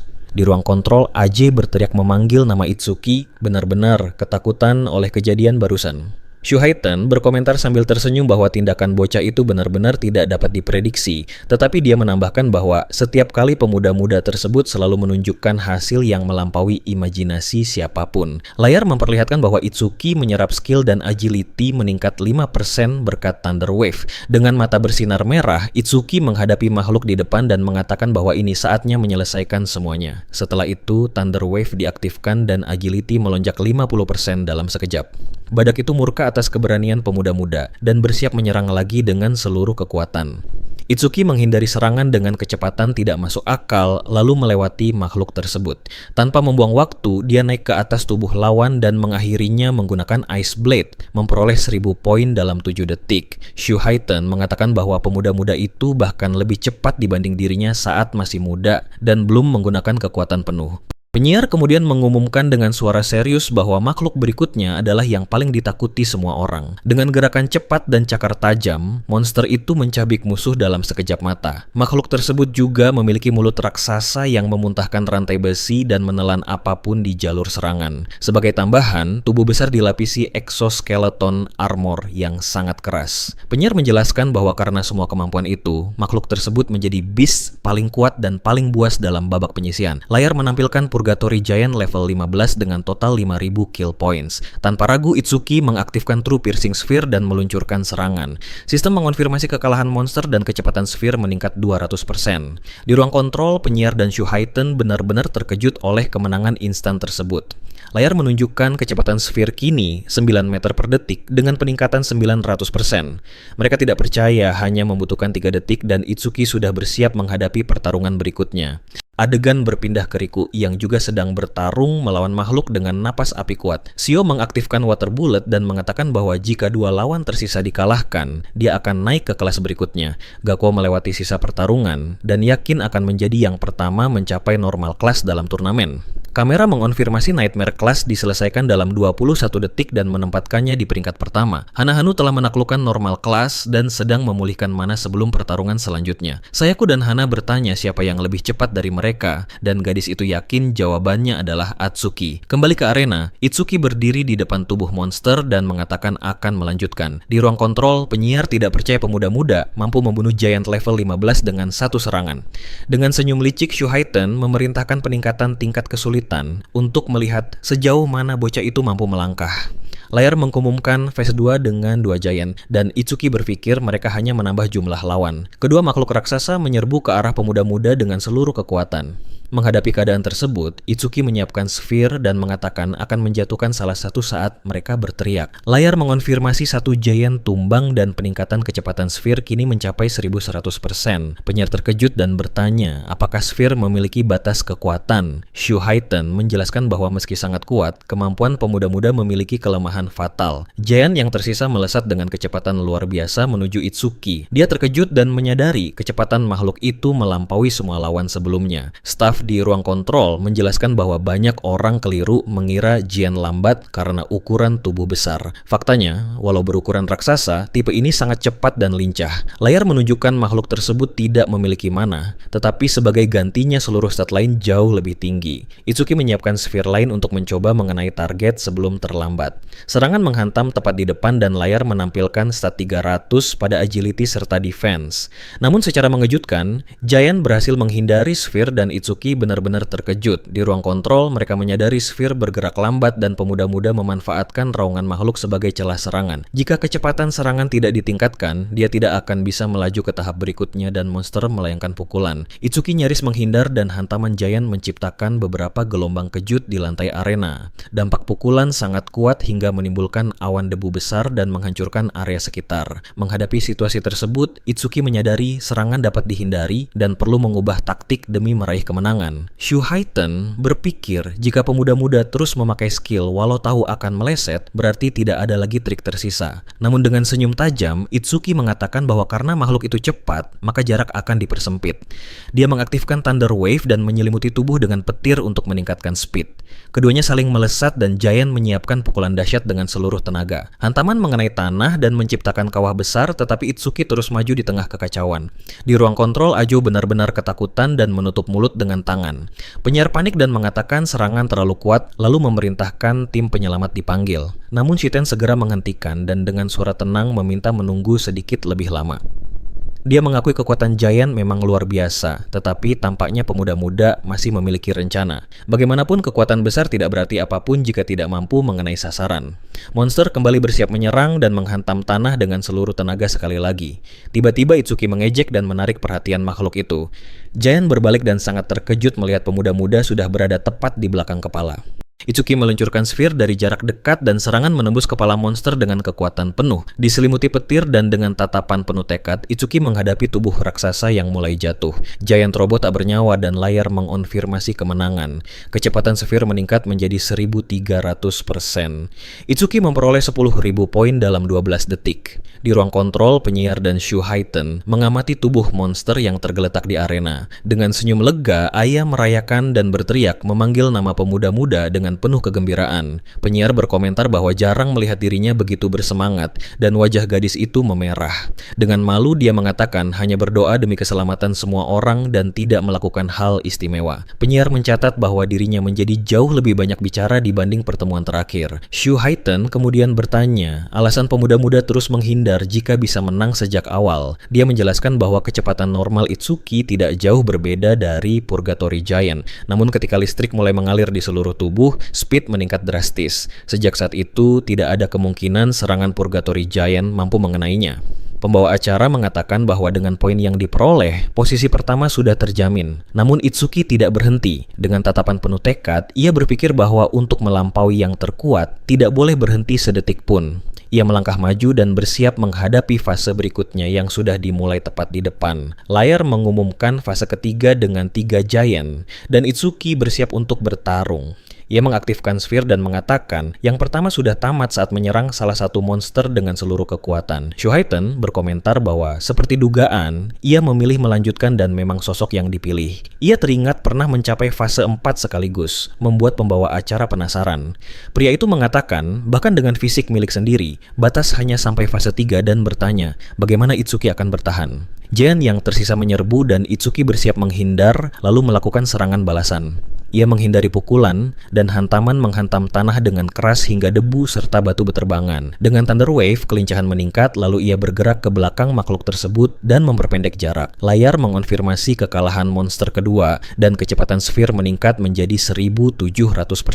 Dengan ekspresi tenang, ia berbalik dan mengatakan, untuk monster ketiga ceritanya akan berbeda. Giant ketiga membuka mulut raksasa dan mencoba melahap Itsuki dengan seluruh kekuatan. Makhluk itu menatap sosok muda dengan mata merah menyala dan rantai berterbangan ke segala arah. Karena tubuh sangat besar serta armor kokoh, monster tampak seperti musuh yang sangat kuat.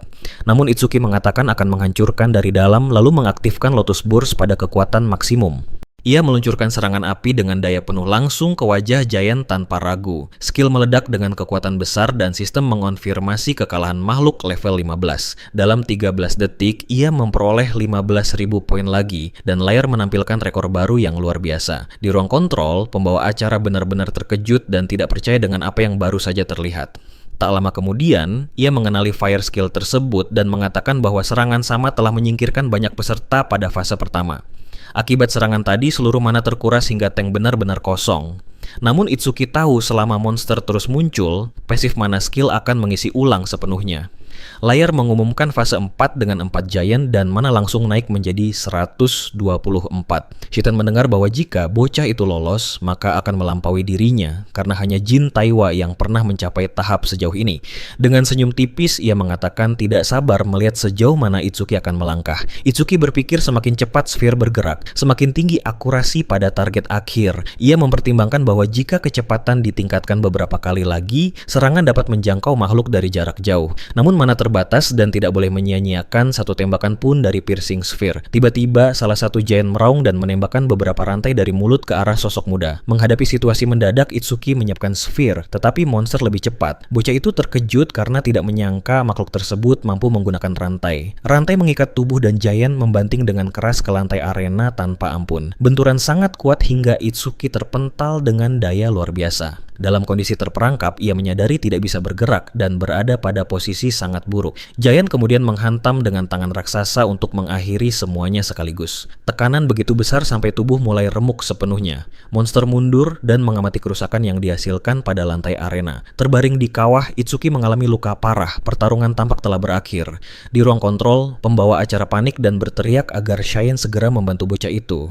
Dengan wajah cemas, Shine bertanya, apakah ini benar-benar akhir bagi Itsuki? Ia teringat masa lalu dan mengatakan pemandangan tersebut persis seperti yang pernah dialami. Shuhen bersiap bergerak, tetapi komandan menghentikan dan menyuruh menunggu sebentar. Dengan ekspresi tenang, Minuzumi mengatakan Itsuki belum benar-benar menyerah. Pembawa acara semakin panik dan mengatakan jika tidak diselamatkan sekarang, bocah itu pasti tewas. Namun komandan meyakinkan bahwa masih ada kartu tersembunyi untuk membalikan keadaan. Pria berambut putih bertanya bagaimana bisa yakin. Komandan menjawab jawabannya ada pada mata. Mata Itsuki bersinar penuh tekad dan sama sekali belum menerima akhir. Aura biru menyelimuti tubuh. Ia mengaktifkan Overmimes dan melanjutkan analisis yang sempat dihentikan. Ia teringat pertarungan melawan Rii serta aktivasi analisis pada Violet Thunder Cannon Skill. Sosok muda sengaja menghentikan analisis di 99% untuk digunakan pada momen seperti sekarang. Analisis mencapai 100% dan aura biru menyelimuti seluruh tubuh. Layar mengonfirmasi perolehan Thunder Wave dan Blue Lotus muncul di ruang kontrol. Wanita berkacamata bertanya apakah aja sudah mengetahui hal ini. Shuhaiten terkejut menyaksikan pemandangan tersebut. Layar memperlihatkan bahwa skill mampu menyerap serangan petir B-Rank dan meningkatkan agility sebesar 100%. Selain itu, 20 poin ditambahkan ke semua stats serta health dan debuff dipulihkan sepenuhnya. Blue Lotus meledak dan Itsuki bersiap menunjukkan kekuatan baru. Tubuh diselimuti aura biru, ia mengatakan pemanasan telah selesai dan pertarungan sesungguhnya akan dimulai. Pembawa acara terkejut karena stats terlihat tidak masuk akal dan pemulihan lebih cepat daripada healer. Dari sana, ia mengalahkan dua giant sekaligus menggunakan sphere dan attack speed meningkat. Dalam 31 detik, fase 4 berakhir dan 20.000 poin diraih dengan tatapan percaya diri. Giant lain tumbang dan kecepatan sphere terus meningkat tanpa henti. Layar memperlihatkan kecepatan kini 27 meter per detik dengan bonus 2700%. Tanpa memberi kesempatan, fase 5 berakhir dalam 57 detik dan 25.000 poin diperoleh. Tak lama kemudian, fase 6 juga selesai dalam 1 menit 34 detik dengan tambahan 30.000 poin. Di ruang kontrol, semua orang terdiam dan tidak mampu berkata apapun melihat kejadian itu. Duduk di atas tumpukan tubuh giant, Itsuki bertanya dalam hati apakah ini neraka dan siapa monster sebenarnya. Terbaring di tanah, ia bertanya mengapa giant tidak muncul lagi untuk fase berikutnya. Pembawa acara mengatakan tidak pernah membayangkan situasi seperti ini dan benar-benar terguncang. Dengan tangan gemetar, ia bersiap menekan tombol merah besar pada panel. Menghadapi kenyataan tersebut, pria itu mengatakan dengan suara serius bahwa pertarungan telah berakhir bagi Itsuki.